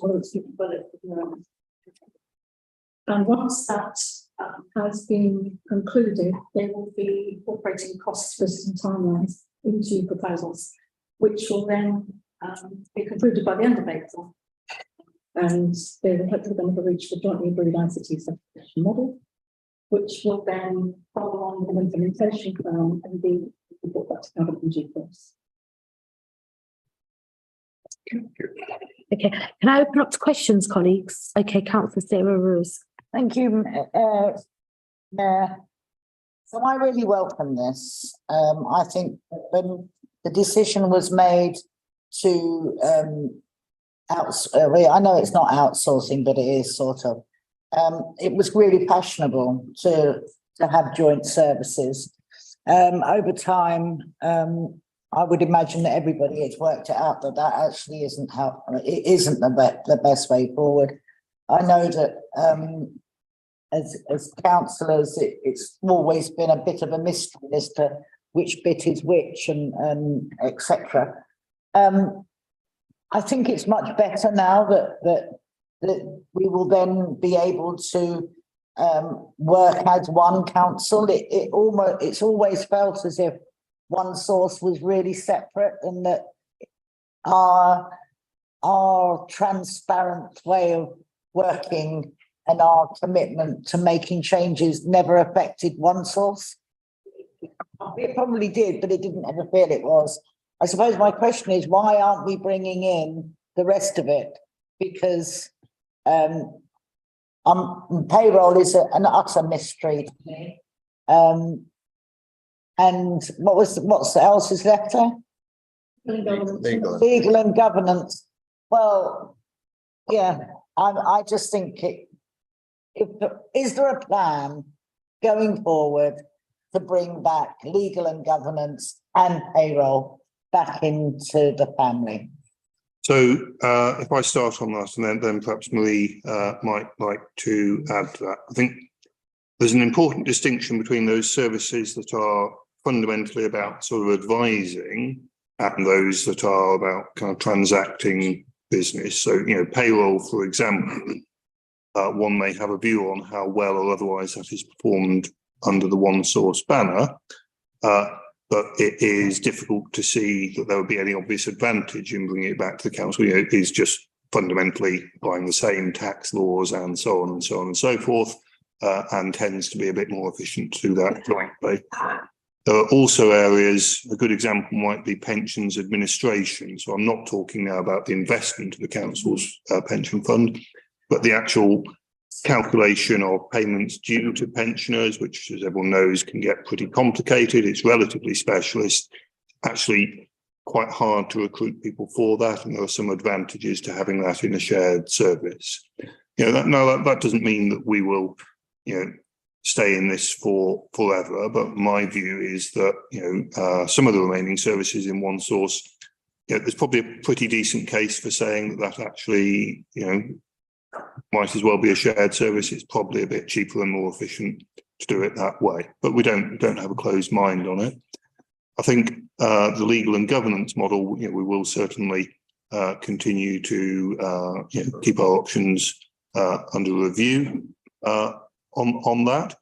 I think the other point to emphasise in all of this, you know, that there is still this partnership with Havering. The way it was set up was that any council unilaterally exiting from the arrangement had to pay what commonly got referred to as a divorce payment to the other, to sort of bind both together, if you like. What's really important here is this is what we've been able to agree with Havering. We both agree that these services should separate, and that therefore that issue of the divorce payment falls away entirely. Is therefore, you know, commercially attractive opportunity. You know, as I say, you know, one keeps all your services under review. So, you know, we're not fixed and set on the one source model for forevermore. Just as there will doubtless be changes to the internal organisation of the council as well. But I think this is a good and practical step forward at the current point in time. Thank you, Conrad. Right. Are there any other questions, colleagues? No? Oh, John Whitworth. Apologies, John. Yeah, thank you, Chair. It's been pointed out that the objectives of our council are not wholly consistent with the other partners in one source. And I think it was a good question of Councillor Ruiz about, you know, whether all the services could be brought back to us.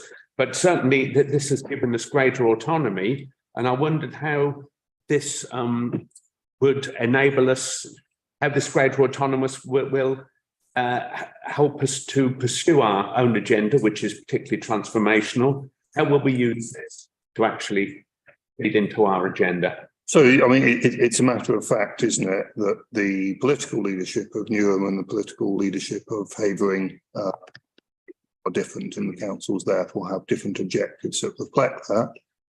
In some cases, your objectives are identical. So if I return to my example of pension administration, you both want either council's pensioners to be paid the amounts that they're due fairly and properly, and for those complex calculations to be carried out. So in some of those cases, you know, my own view is that it's sensible to continue to do that. There is no you know, meaningful difference between the councils. But you are entirely right that in terms of things like IT, the councils may have very different visions as to how they want to develop not just their support to how the council operates, but more widely, you know, how the kind of advancing the dual economy should be pursued. Or, for example, in terms of human resources policy or the way that we develop our staff. We may have very different visions between those two councils in order to deliver the political agenda. And that is essentially, the sort of guiding principle of what's in this report, where it makes sense to have a tailored service for each council so it can pursue what's most important to them. That's what we have sought to achieve. Where we think that there are still reasonable economies to be had by providing a shared service, and where both councils really just want the same thing, people paid the right amount fairly and promptly and so on, then it's reasonable to continue under the shared service.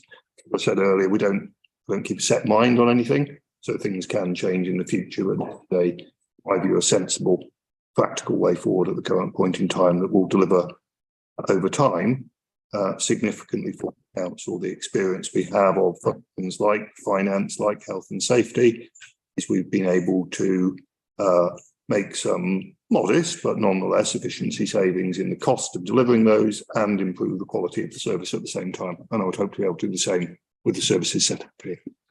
Thank you. Councillor Joshua Garfield. Thanks, Chair. Just taking a look at the second appendix, tells transition period for the different areas to the local authority, and it sets out that all will be completed by the end of December, and some by the end of September. I wondered, are there any risks to this timeline that are worth highlighting? We know, should we reach September or December and some haven't completed, we had previous sight of the risks that may result in that. So, making sure that we have a much more detailed plan that lies behind this. That goes from the beginning of the process, following the cabinet, right the way through to the return to each borough. And that's one of our ways of making sure we can mitigate risk by flagging as early as possible. Will there be any? At this point, we don't believe that there are, but we're paying very close attention.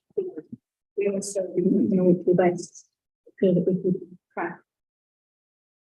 Just by way of an additional assurance, the process and oversight related to the extraction of these elements from the shared service with Havering will be, there's an oversight of the joint committee member representatives from both Newham and Havering, and then the respective oversight officer side by the respective chief executives.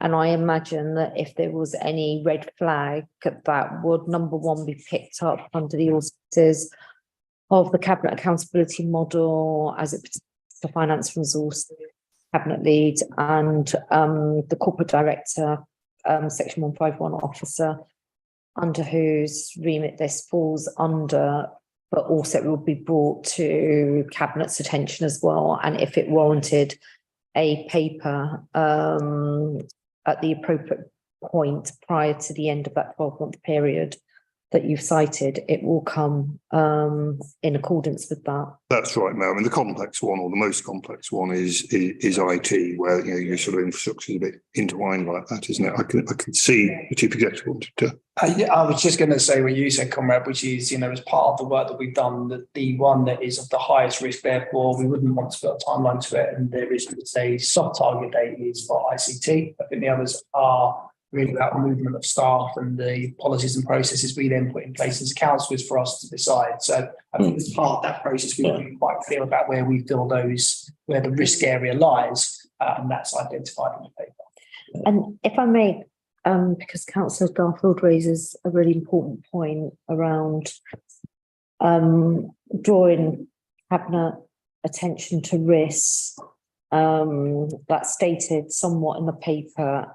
Whereas on the digital, which is probably the most complex one, is there an appropriate update report that should come to cabinet with a status on ICT, even if it's a relatively light touch? It does make sense. It's a matter of cabinet. I mean, formally, constitutionally, I don't think one would, absolutely require that subsequent to this decision. Of course, if cabinet, felt that kind of additional assurance was needed, then it would be appropriate to to set a review date of, for example, 6 months hence, or that we would keep members updated. And for example, if issues arose, then it may be appropriate to bring a cabinet paper. It's certainly not problematic to do so if that's cabinet. Because I'm just thinking in the world of ICT, just given the complexities and the importance of, the digital infrastructure of the council being so fundamental to its operations and the cost implications, maybe it's pertinent to do so. Zulfikar. Thank you, Chair. Thank you, Councillor Garfield. That's a very important question. And I mean, the fact that both councils are going to be agreeing the move, the rest remains in terms of the HR processes. And I think Marie has outlined the consultation program that's already going to be in place. The big issue is ICT, and that is the last one, as you see in the report, being implemented. And clearly there are systems issues as well as making sure the service continuity is there as well at the same time. So what I would suggest is that unless there is a delay in the process of the rest of the services, and if that is the case, we bring back an exception report. But for ICT, as it is the last service, perhaps we can bring a report back to the cabinet outlining what is our timelines of a critical path analysis of moving that service into individual boroughs. And I think that would give cabinet some assurance in terms of the direction of travel when it comes to it. Happy to do so, Mayor. My only comment would be if we could perhaps not set a quite a precise date for that. I'd like to consult with the Chief Digital Officer overseeing that on when the most appropriate date would be, but happy to ensure that obviously that's not unreasonably delayed. Yeah, I think that's a sensible approach. Yeah, and I trust everyone's happy with that. Yeah, okay, thank you very much. All right, colleagues, we're going to go to the recommendations as set out.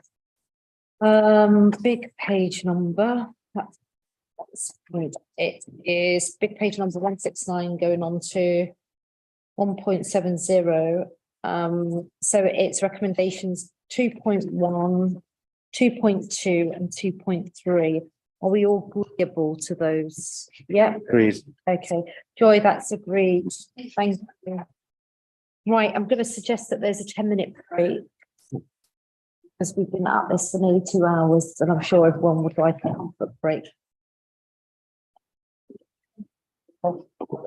Coffee at these meetings. Have you? You know what?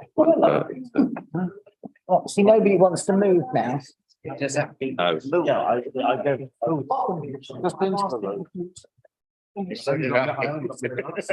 That's why I think that.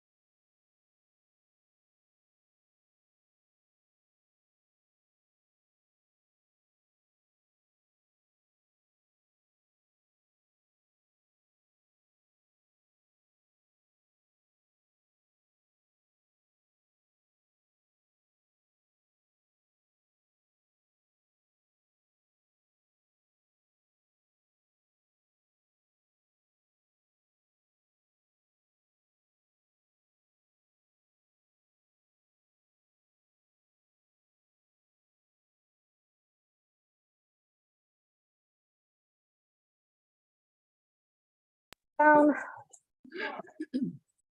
Kindly let us know when we're back on live. Yeah, it's all gonna. Yeah, we are going to be all out of juice. I'm gone, can you not? No, Anne's gone over the coffee. Okay, cut. The last one. They're gonna reconvene, and we're jumping on to cabinet agenda item 7, which is Wakeling Court acquisition, and I'm gonna be inviting councillor Neil Wilson to introduce this paper. Yeah, Thank you very much, Chair. So I have online as Jason Strelitz is on annual leave. I have Simon Reid, Director of Commission Interim, to answer the detailed questions. There's a real need, obviously, within this borough for high quality services and accommodation for our vulnerable adults. This scheme would ensure that the shortage of both self-contained supported living schemes, particularly those with high needs, currently 100% of which are placed outside of our borough, and or physical disabilities, that we begin to address this very real demand. The number of care home beds in Newham has reduced by 41% over the last 2 years. This in absolute number figures means that the number of beds has been reduced from 530 to 310. The demand is increasing. We are an aging population, which is a good thing in a lot of ways, as I've said repeatedly in this discussion since holding this post for health and adult social care.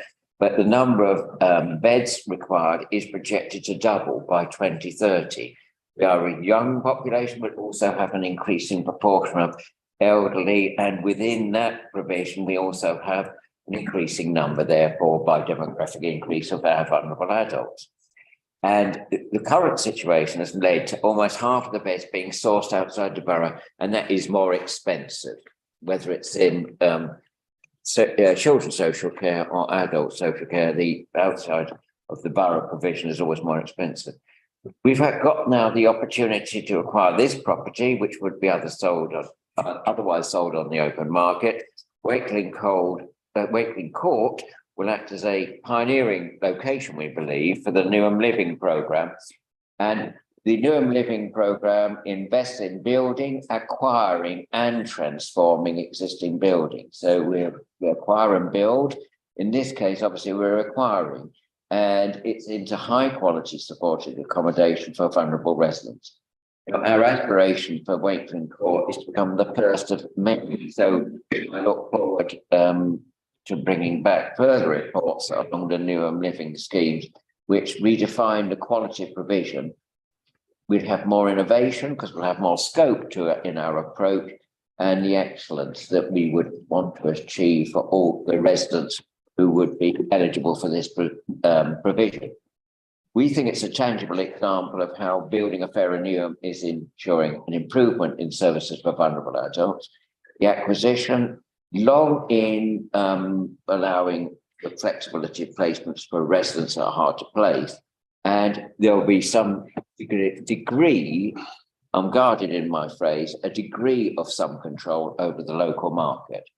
One of the issues nationally is the very fragility of the care provider market, which in itself is a privatized model of adult social care. And colleagues will know, and the public watcher will know, that there is a very real need for reform within adult social care that has been delayed again. But this service, we believe, has been commissioned to our supported accommodation dynamic purchase vehicle, which was agreed by this cabinet in June, with the cabinet agreeing the final contract award to commission provider. And so it's a part of a wider strategy for in vulnerable adults. It's the emphasis on high quality service, accommodation within the borough, and with a greater degree of control than other providers. Thanks very much, Chair. thank you very much. Are there any officers that you'd like Yes, to bring in? Simon, did you want to add anything else on the report? I think it's pretty comprehensive. The only thing I'll quickly add is that as a council, we talk a lot about addressing health inequality houses and using the Monmouth principles and such like. I think this is another excellent example. We're trying to build affordable homes for residents, and we're also looking to accommodate our most vulnerable and ensure they have high quality homes as well. Thank you very much. Okay, I'm going to be opening up questions to any colleagues. Are there any questions, Councillor Burrows? Not necessarily a question, more of a comment. I really do welcome this. I think that, it applies to children as well, in the sense that if we can keep our most vulnerable residents in borough, then actually that has a real advantage to their, not just the fact that it saves us money, is the fact that we can then keep an eye on the quality, and that their friendship groups can remain, which is really important because of the isolation that they may or may not suffer. So I think this is a great example, and I really do think it's the way forward for us. So thank you. Fine.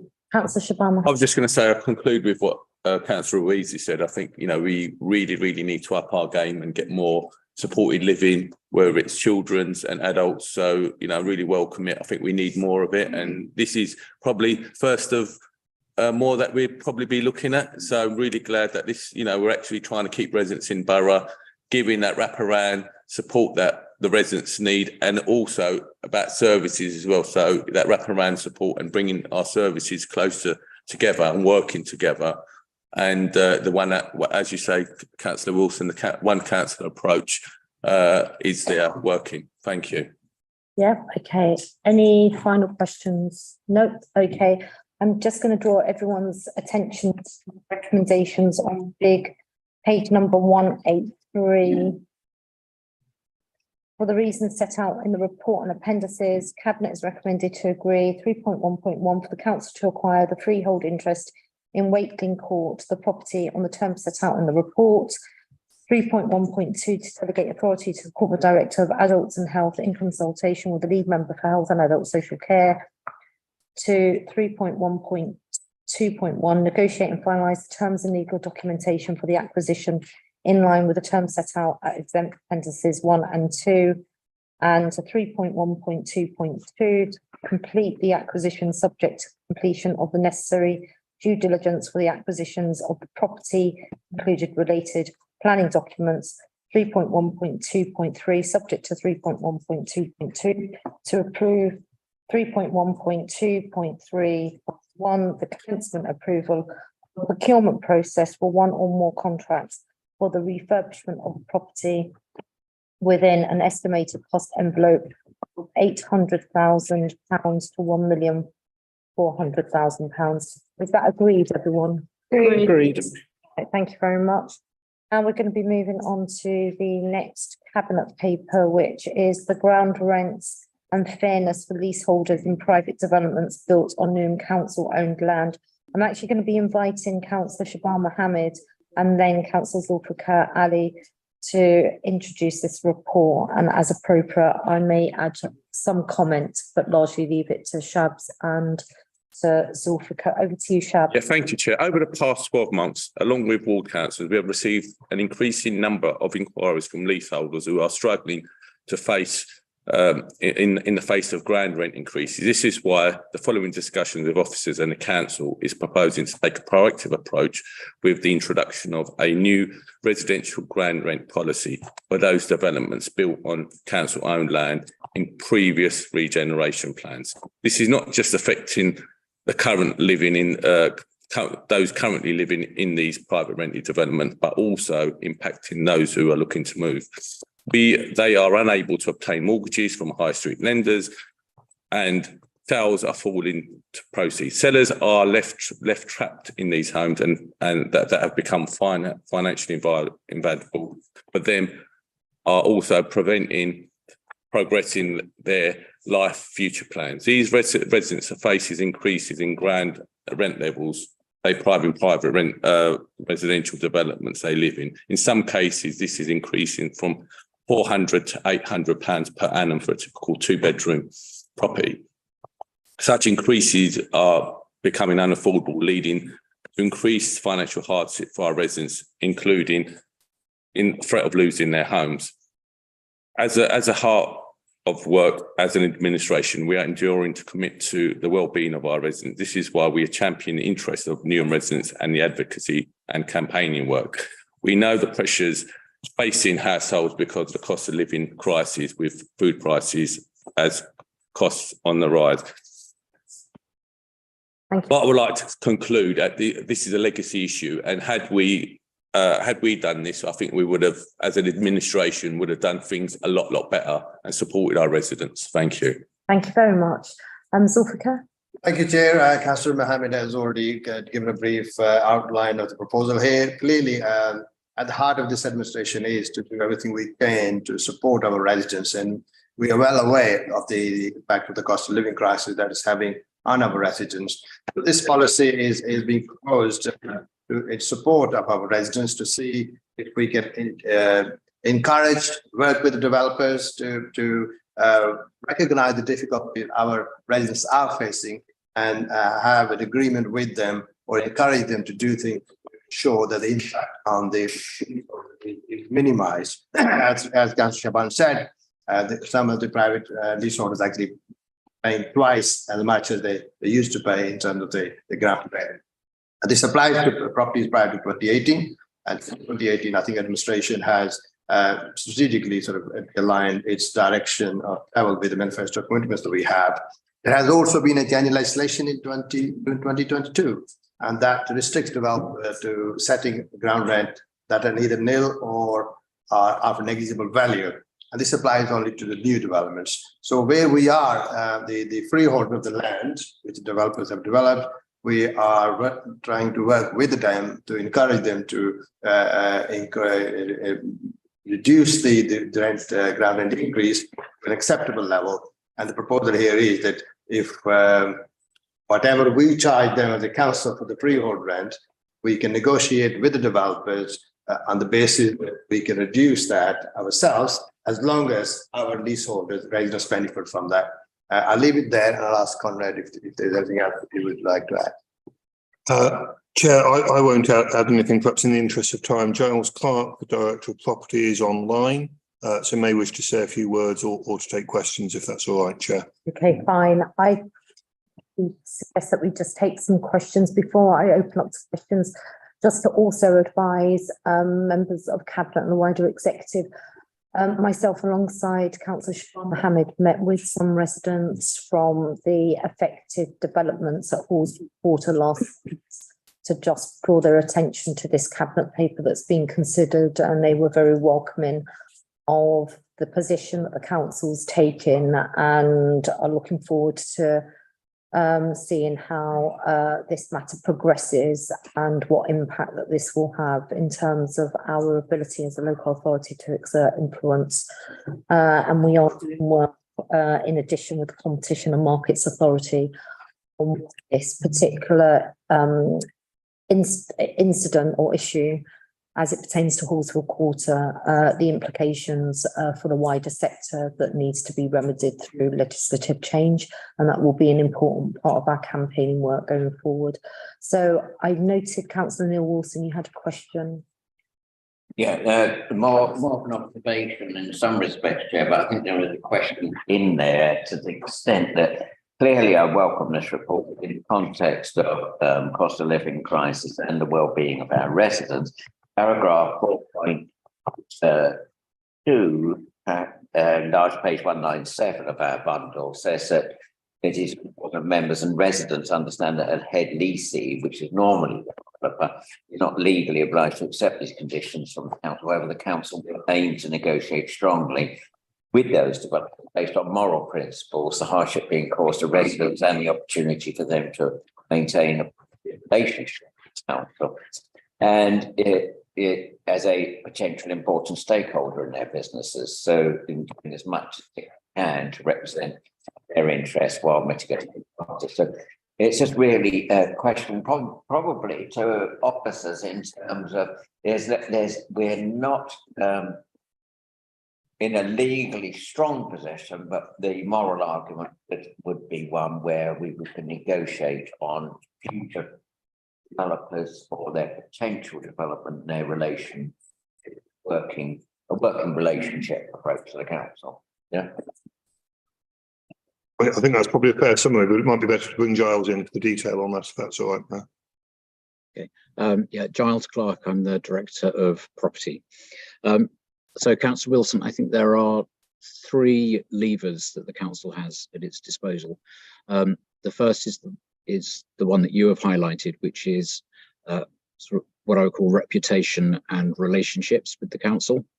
But there are 2 others that are highlighted in the report. One is the ability for the council to vary its contractual arrangements with those developers to, in some ways, ease the burden. I say ease rather than take the burden, which will hopefully encourage them to vary the contracts that they have with their leaseholders.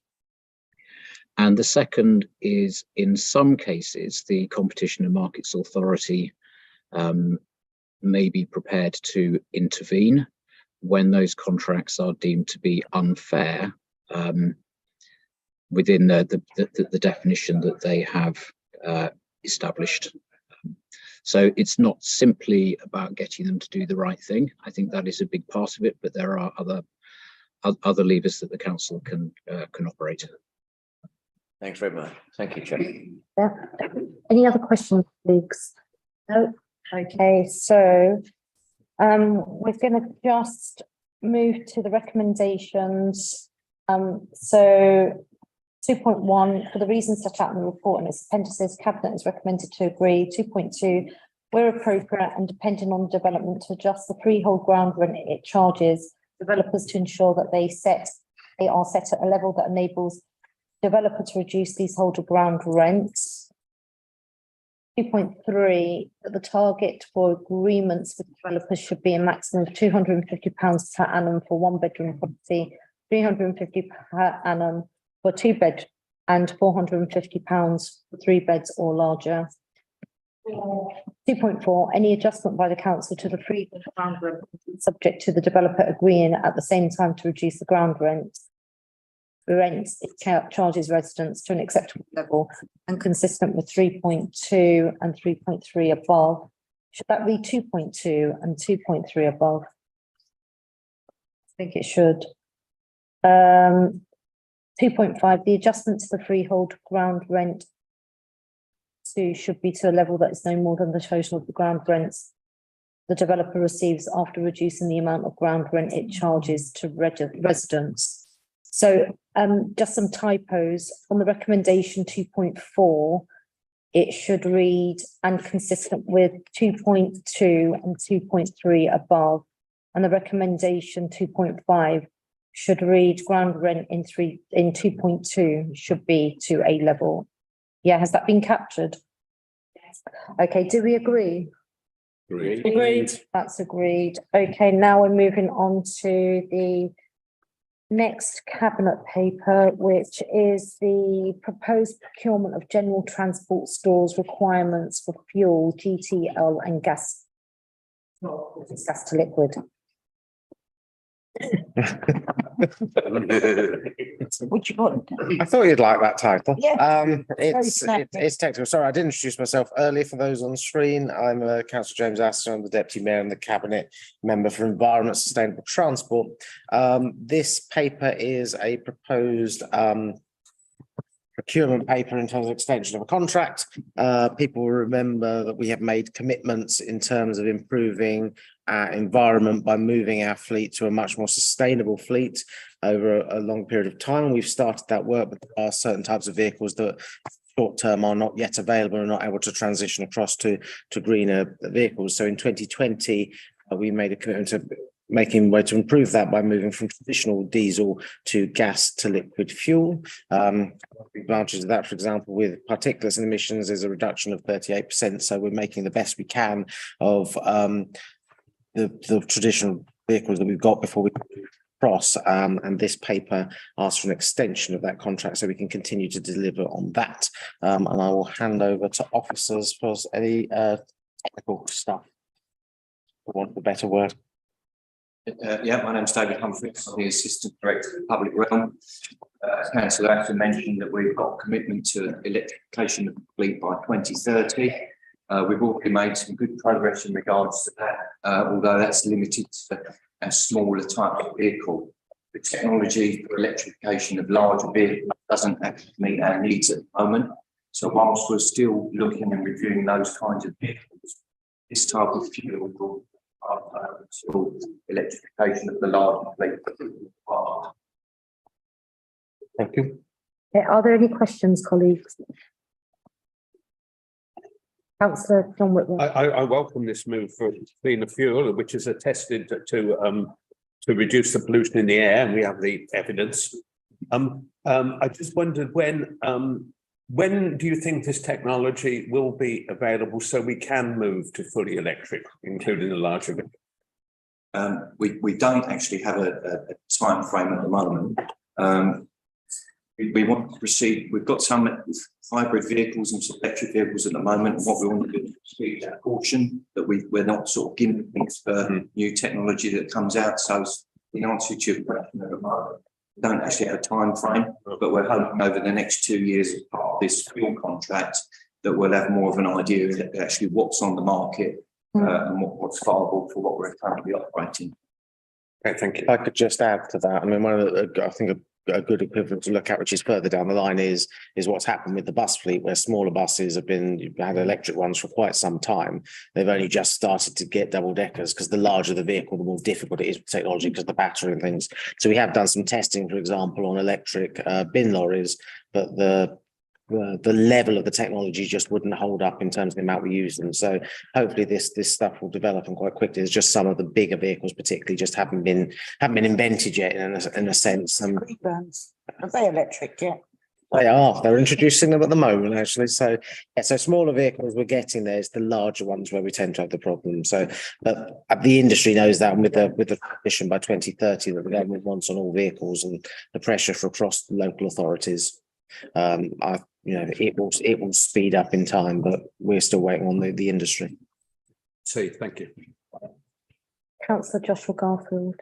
Thank you, Chair. I just wanted to flag and highlight, I suppose, that this paper, I imagine Councillor Asser forms part of a long-term strategic move of the council in order for us to achieve net zero by 2030, according to the climate emergency that we passed a few years ago now. And the vision is that larger vehicles by 2030 will all be electric to the point at which the technology allows for it to be so, and otherwise as clean as possible. Smaller vehicles certainly can be electric by then, but that according to TfL, there are millions of miles or kilometers even, given it is TfL, of journeys that can be replaced by 2030 with cargo bikes and with transport means that are completely carbon zero. And I wanted to understand the strategic direction that this paper is part of, 2030, that allows for the council to use completely carbon-free modes of transport for maintenance and repairs of homes, facilities, and for the delivery of the areas in your portfolio. Yes, is the simple answer. I mean, where we can do replacements, we will. I mean, I suppose with this one, we're particularly focusing on the larger vehicles, which you wouldn't be able to swap because you're talking about things like bin lorries. And this is where this comes important because that technology isn't there. But where we've got smaller stuff and we can, and this is stuff we've discussed around sort of park stuff. And I know the director is here. I know has cycled around the borough and actually kind of looked at some of this stuff. And actually some of this stuff, if you do it, if you're on bike, you get a better view of the borough and things. So where we can, we will. Brilliant. Thank you, Councillor Asser. Just to add to that, we're actually in the process of also remodelling our rounds, so to make it more efficient and less travelling, less movement around the borough. So there's also some smaller things like that we can actually do that will help towards that target. Brilliant. Thank you. Any other questions, colleagues? No? Okay, fine. So I'm just going to be drawing everyone's attention to the recommendations. For the reasons set out in the report and its appendices, council recommended to approve 2.1.1 commence procurement for the purchase of gas to liquid fuel through an existing CCS framework, which is CCS 6177 lot 1 for a period of 2 years with the option of an additional 1 year commencing September 2023 at an estimated cost of circa £2.2 million per annum. 3.1.2 delegate authority to the Corporate Director of Environment and Sustainable Transport in consultation with the lead member for Environment and Highways and Sustainable Transport for the award and implementation of the GTL fuel contract as set out in this report.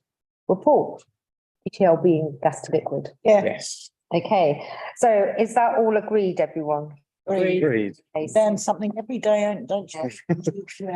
we're now going to be moving on to the next cabinet report, which is Highways Planned Maintenance Plan Report. Yep, that's me as well. So this is the next round of Keep New and Moving, which was launched in 2016. So we're coming to the latter stage of this. An important one for residents, businesses and visitors to the borough, because this is about the maintenance of roads and pavements. It's a smaller amount this year, but a lot of the budget for this was kind of front loaded. So we're on to the kind of tail end of it. It's worth saying at this point that we will be obviously reviewing what comes after Keep New and Moving. And that also gives us a chance to have a revisit of what the priorities are, given the change in policies that we've adopted over the last few years in terms of active travel, making sure they link up. We obviously link this in with other work that we are doing, but this is allocating a further 8.5 million for the year ahead, which, as the report says, is £100,000 will go to improving drainage, 25,000 on repainting lines on road, and 700,000 on smaller maintenance work around repairing potholes and investing in other smaller things as well. So it's about maintaining the borough's road network and pavements. As I say, as we're coming close to the end, we will be starting to we are already started on the work of what comes for the next phase as this 10-year programme comes to an end. Paul, I don't know if you want to add anything at that point. I'm head of service for clearing and hoses and I think just to add that really just to emphasize that this is the only scheme that we're doing with regard to improving our roads. We do have other schemes that we're doing and carrying out throughout the year. We've literally just started the second which is seeing the replacement of similar over the waterproofing and the joints on structure. And not only possibly something we look to get better in the next 6 months as well to plan for as well. And also then sections of North Road and will also be visited as well as many of the schemes that we're going to be for capital investment. Okay, are there any questions, please? Councillor Sarah Ruiz and Councillor Dr. Ali and Councillor Annie. Thank you very much, Paul. I'm glad you've added the bit at the end about there are other schemes, because I've just looked at Appendix 1. And I can't see Prince Regent's Lane on there. Currently, I was at a school a couple of weeks ago trying to encourage them to cycle or walk.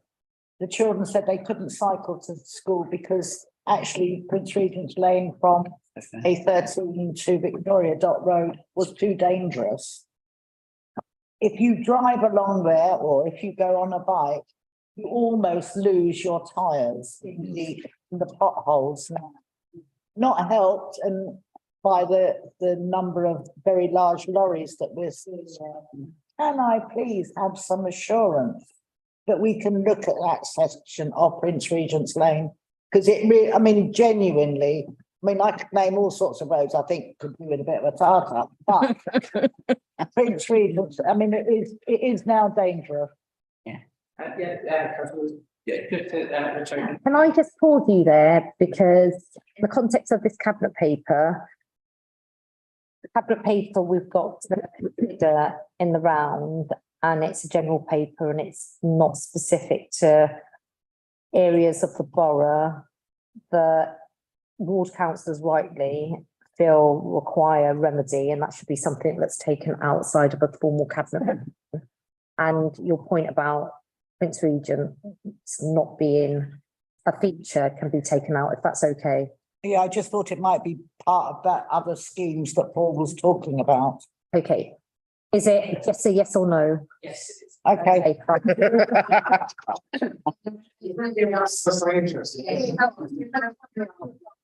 I'm sorry, Councillor Zulfikar Ali, and then, yeah, I've been Thank you, Jane. The roads and pavements are very close to people's hearts and everybody wants their, repaired and renewed, but clearly resources are limited.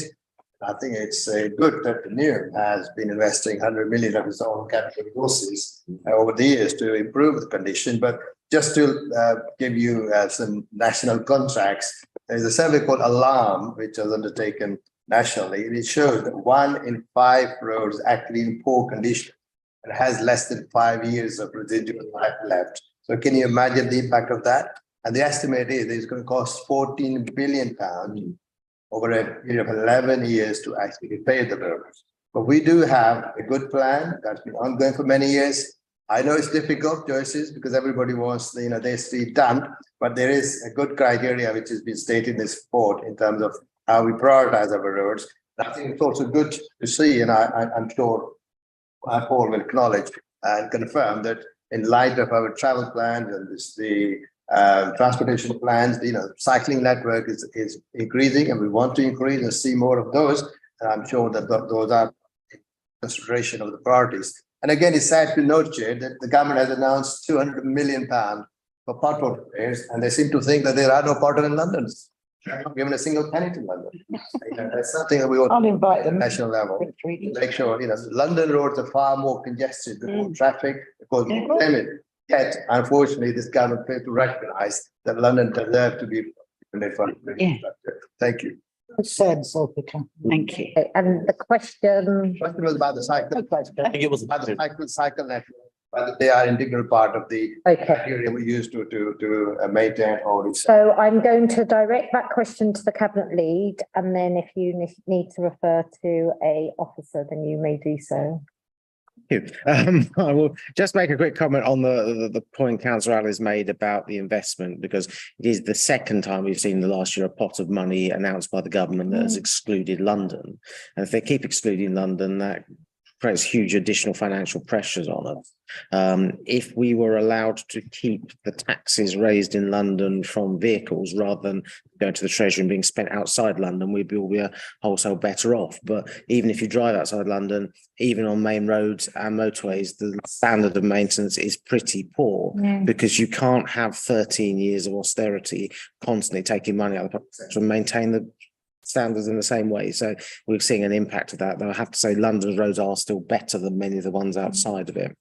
Just on the cycle bit of it, because we have changed the way we do this assessments, because roads are assessed in terms of their standards on how we decide it, but I know we've been doing some different work on that, but I'll get Paul to explain it with the process, because a buggy was the word I heard used, but I'm not sure that's quite accurate.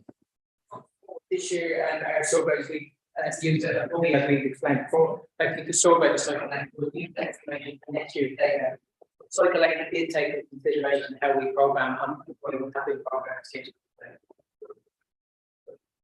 Sure, Yeah. Sorry, I just heard some mumblings. Is there a follow-up to what you've heard from Cabinet? Okay, I'm then going to come to Councillor Anne Easter. And then I'll come to Councillor Joshua Garfield, yeah? Okay, cool. Thank you. May I ask, are we responsible for all the roads in Newham, actually? We're not. Some are TfL. We've got more than perhaps other boroughs. TfL have a lot fewer in this borough than they do in other places, which obviously adds additional pressures to us. Officers can explain the nuance of what is which. Don't know who wants to volunteer to explain the nuance. So that's probably encouraging some of the road. So I'm Jamie Cook, interim corporate director of transport. There's 3 kinds of road in the borough. There's ones that are TfLs, which are very few. There's then what's called the strategic road network, which TfL have quite a lot of say in the control and maintenance of that network, although they don't fund it. And then there's our own local roads, which are the vast majority. Paul, I don't know if you can support the roads that are outside of our control. Yeah, so the A13 would be an example of what. Oh, right. The Principal Road Network, James referenced would be say Stratford Bush Street and Romford Park. And see if they'll allow to say in what happens on that. They also are responsible and capital needs, which is what this program is on the local roads. It's worth adding just an additional one there, which aren't public roads, which are private roads, Yes, which we do have quite a lot, particularly around the Royal Docks and Stratford. yeah. They're owned by the developers and have been transferred across, and some are, some will, and some won't. But so there's an additional complication which comes with also the complication of the land ownership in this borough with so many different landowners around. Just as a follow-up to that, is the TfL standard as good as ours? Oh, there's a $64,000 question. Oh, sorry. Or is it similar? Is it comparable or? James. I'll let Paul answer. Treading carefully before all our funding is cut off, being rude. We get nothing for London. Effectively, we have a national standard for highways for the traditional roads. I see. And that's what's covered. It comes from. But we can change how we determine, we say what potholes. So we have you council have the right to be able to do that, and we do fluctuate that as the report changes and what the funding. Okay, thank you. Yeah, okay. Fascinating. Dr. Garfield. Thank you, Chair. And I take your point about not going through the plans road by road. I wouldn't dream of doing so. However, somebody who fell victim to a puncture this morning due to one of our potholes and is nursing a minor injury, having been thrown off my bike on Jake Russell Walk, which I frequently mentioned last week because of its poorly maintained nature. I wanted to understand how in these plans we've incorporated new highway code prioritization of road user, because pedestrians are now at the top. So pedestrians, people who walk, who wheel, who transport children in buggies, and who have to use the pavements and get places on foot are the fundamental priority of National Highways Network, and particularly in urban areas like London. Now, 2 are cyclists, and number 3 are motorists. And of course, bus users are in a slightly separate category because TfL prioritise bus lanes and bus routes in order to make those journeys as fast as possible. But it's really easy for any of us when we go around the borough to notice that when we carry out roadworks that are necessary and that are much needed, during the process of the roadworks being carried out, that prioritisation happens to fall by the wayside. So it may be considered by highways and maintenance that because these roadworks are necessary and the improvements when delivered will have that prioritisation effect, that the process of maintaining the road doesn't need to do so. And I would ask, what is the different process going forward so that while those roads are being patched up and they're being maintained and this program is being implemented, and there are perhaps temporary traffic lights and stoppages and perhaps bits of pavements that have had to be dug up, etc., how are we ensuring that pedestrians and then cyclists are the 2 prioritised road users during those roadworks? Because there are roadworks happening now in the borough that aren't taking that into account. Councillor, so I'll take the pedestrian and what I said earlier on was regards to the information we gather this year and we use next year. What's happened in the past, we would traditionally walk that route, and we've got those inspectors who actually walk the route, depending on where it is, whether it's the main road, they'll walk that route, they'll walk it once every 3 months, or a local road, so it's always actually route here. They will pick up defects. Those defects, if we get a number of those defects, they will pass to the planned highway maintenance team, which is a capital investment. And then when we get our list of surveys at the end of the beginning of the year, we will then review that list and look at how many potholes effectively you come across. And then we look at what we think the likelihood on 2 years or next year, we will do it. If we think the pothole land over 10 years, then we'll put that onto reactive maintenance. Because spending something that's going to cost us £100,000 to do next year, or £500,000 the year after, that's how we make that call. So it does come down to money, but it is using visual review, and some of the guys actually sort of But if I may, while the works are taking place, how are we ensuring that there is that highways prioritisation in effect? So I'm thinking particularly of when roads are redone that intersect the Greenway and that interrupt that path. Or, for example, Great Eastern Road at the moment with the work that's needed for the shoal, unlike in other boroughs where we've seen them, when they've had to close a cycle lane or close a pedestrian route, they've entirely rerouted one, protected temporary measures through the motorway, the main road for cars. We haven't done that in Newham. Are we going to be doing that going forward? Yeah, as part of our sustainable transport program that we're doing, that's built into that, how we do. Okay. Just on the Stratford and Great Road, there is an alternative route to go left from Angel Lane to go around the gyratory or what the gyratory beforehand on the cycle route. There should have been something in place that I know there was definitely some place we put them up a couple of weeks ago. I can move that one and have a look at. And the same from High Street as well. Okay, we'll pick up the particular matter outside the meeting, but I appreciate that the roadworks being carried out won't disenfranchise pedestrians and cyclists. Thank you. Okay, any other final questions? No, right, okay, so colleagues, I just want to draw your attention to big page number 210 and recommendations 2.1 for the reasons set out in the report and its appendices.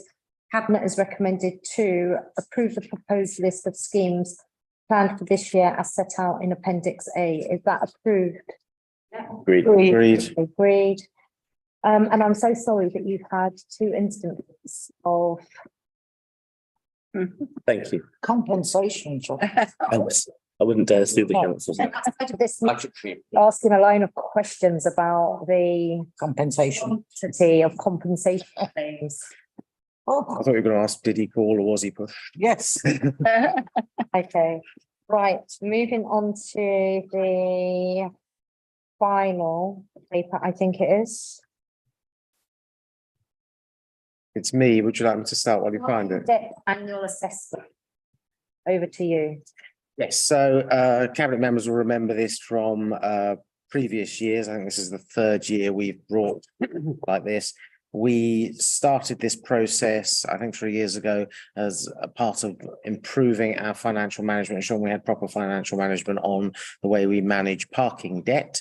It had built up over a large number of years, and what we set a task was to, or it was structured in a way that existing debt that was irrecoverable was not just kept on the books, building up paper debt that wasn't actually realistic. And we have written off over 2 years various sums.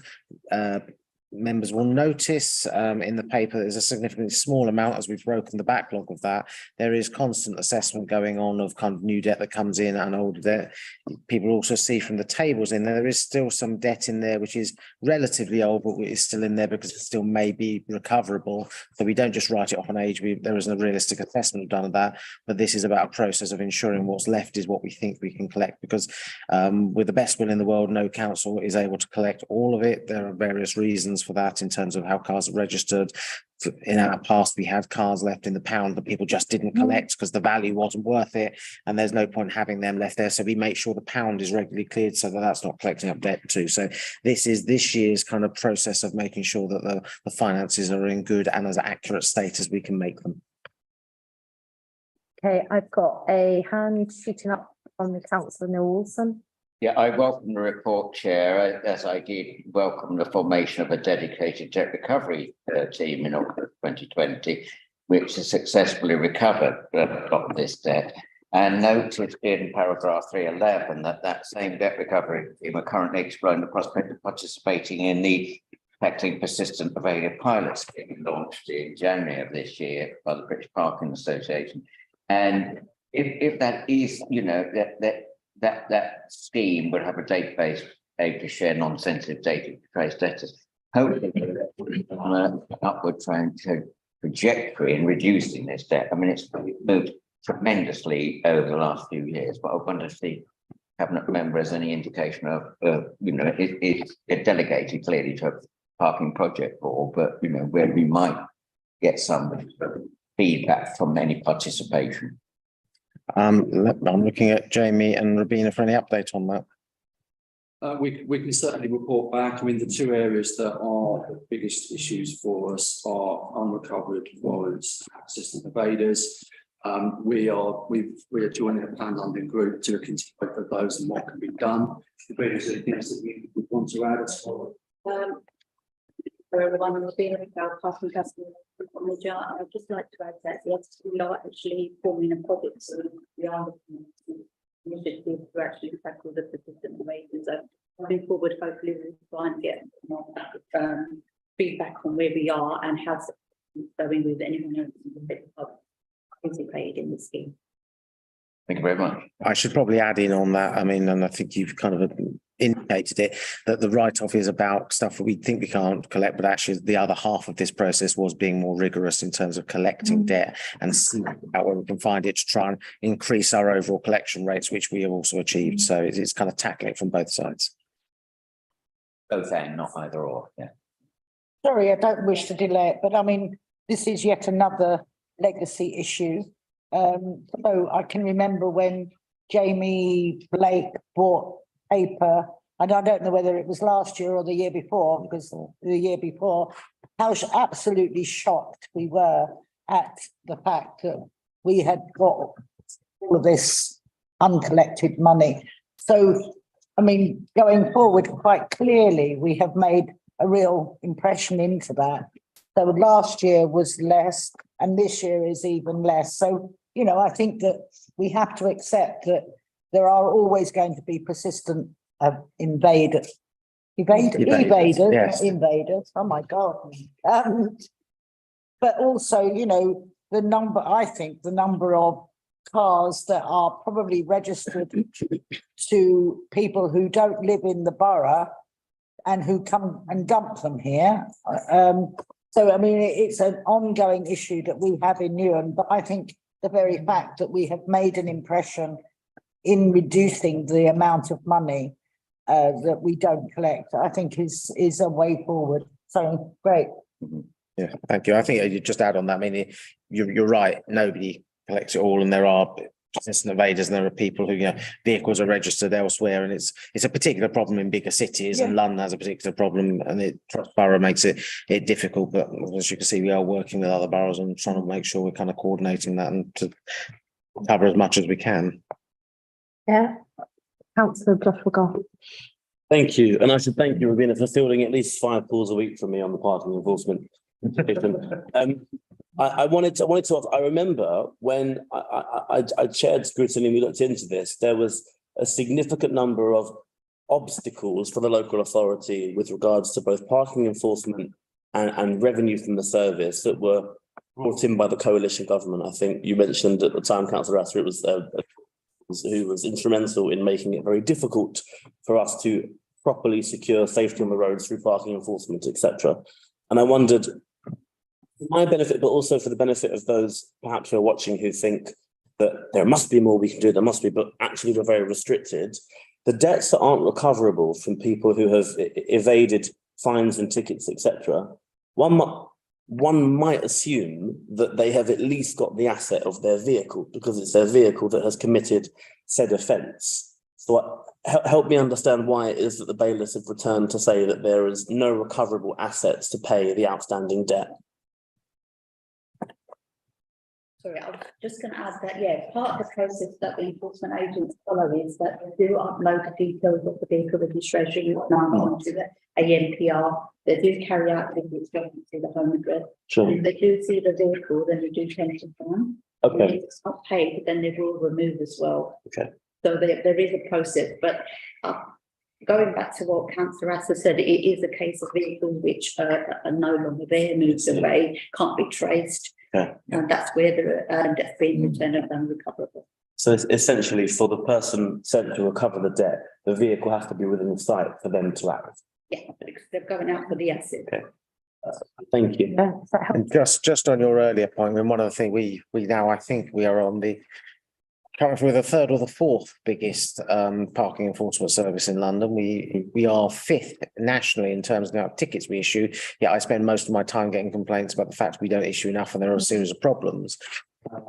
Because the government changed the rules on how you can enforce by camera, you know, you have to have it it's a driving one, you can do it because obviously the vehicle is moving. Yeah. But for parking, parking on pavement or something, it has to be done visually by walking, which means it's much harder. We could never employ enough people to maintain some of the roads we've got. If you take something like the Barking Road or the Romford Road, the size of them, Yeah. which just means you've got one hand tied behind your back, particularly as a lot of roads were changed to declutter them because you could camera enforce. By changing that, it basically made it much harder to enforce things in the way that has just caused problems. It was clearly designed to be a stop to win votes in certain parts of the country, rather than actually looking at what was an efficient way of managing roads. Thank you. But I think agree. that has to we need to communicate that with residents, because actually I don't think that they understand that.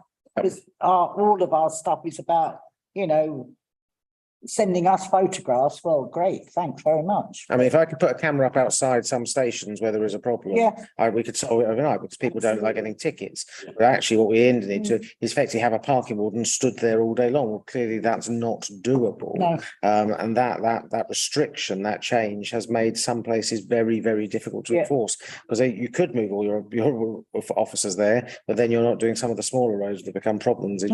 It has been designed to make life difficult. Yeah. I quite agree, Councillor Russell. Thank you. Okay, any further questions? No? Okay, so I am just going to be drawing your attention to the recommendations. Right, so big page number 226. Recommendations 2.1, for the reasons set out in the report and in line with the corporate debt policy, Cabinet is recommended to approve the write-off of all unrecoverable debt arising from penalty charge notice PCN activity totaling £7,210,911.41. Oh. Are we agreeable? Agreed. Agreed, and me reluctantly. We're all relaxed. But it's a level of detail the finance director will approve of. Okay, there you go. Right. Before we conclude, meeting, it's just two further matters that I want to advise. So on the agenda, you'll note agenda item 12, exclusion of the press and public. Do we note and resolve that that's acceptable? Yeah. Yes. Yeah. And then if you note on agenda item 13, exempt appendices, which were for the Wakely Court acquisition, agenda item 7, and they're contained in this agenda pack on green pages. We're noting those exempt. Agreed. Okay, fine. Thank you very much. And those are important for the minutes. So colleagues, we're now going to formally conclude the meeting of Cabinet, and I look forward to seeing you in next month. Brilliant. Thank you very much. Is that fine?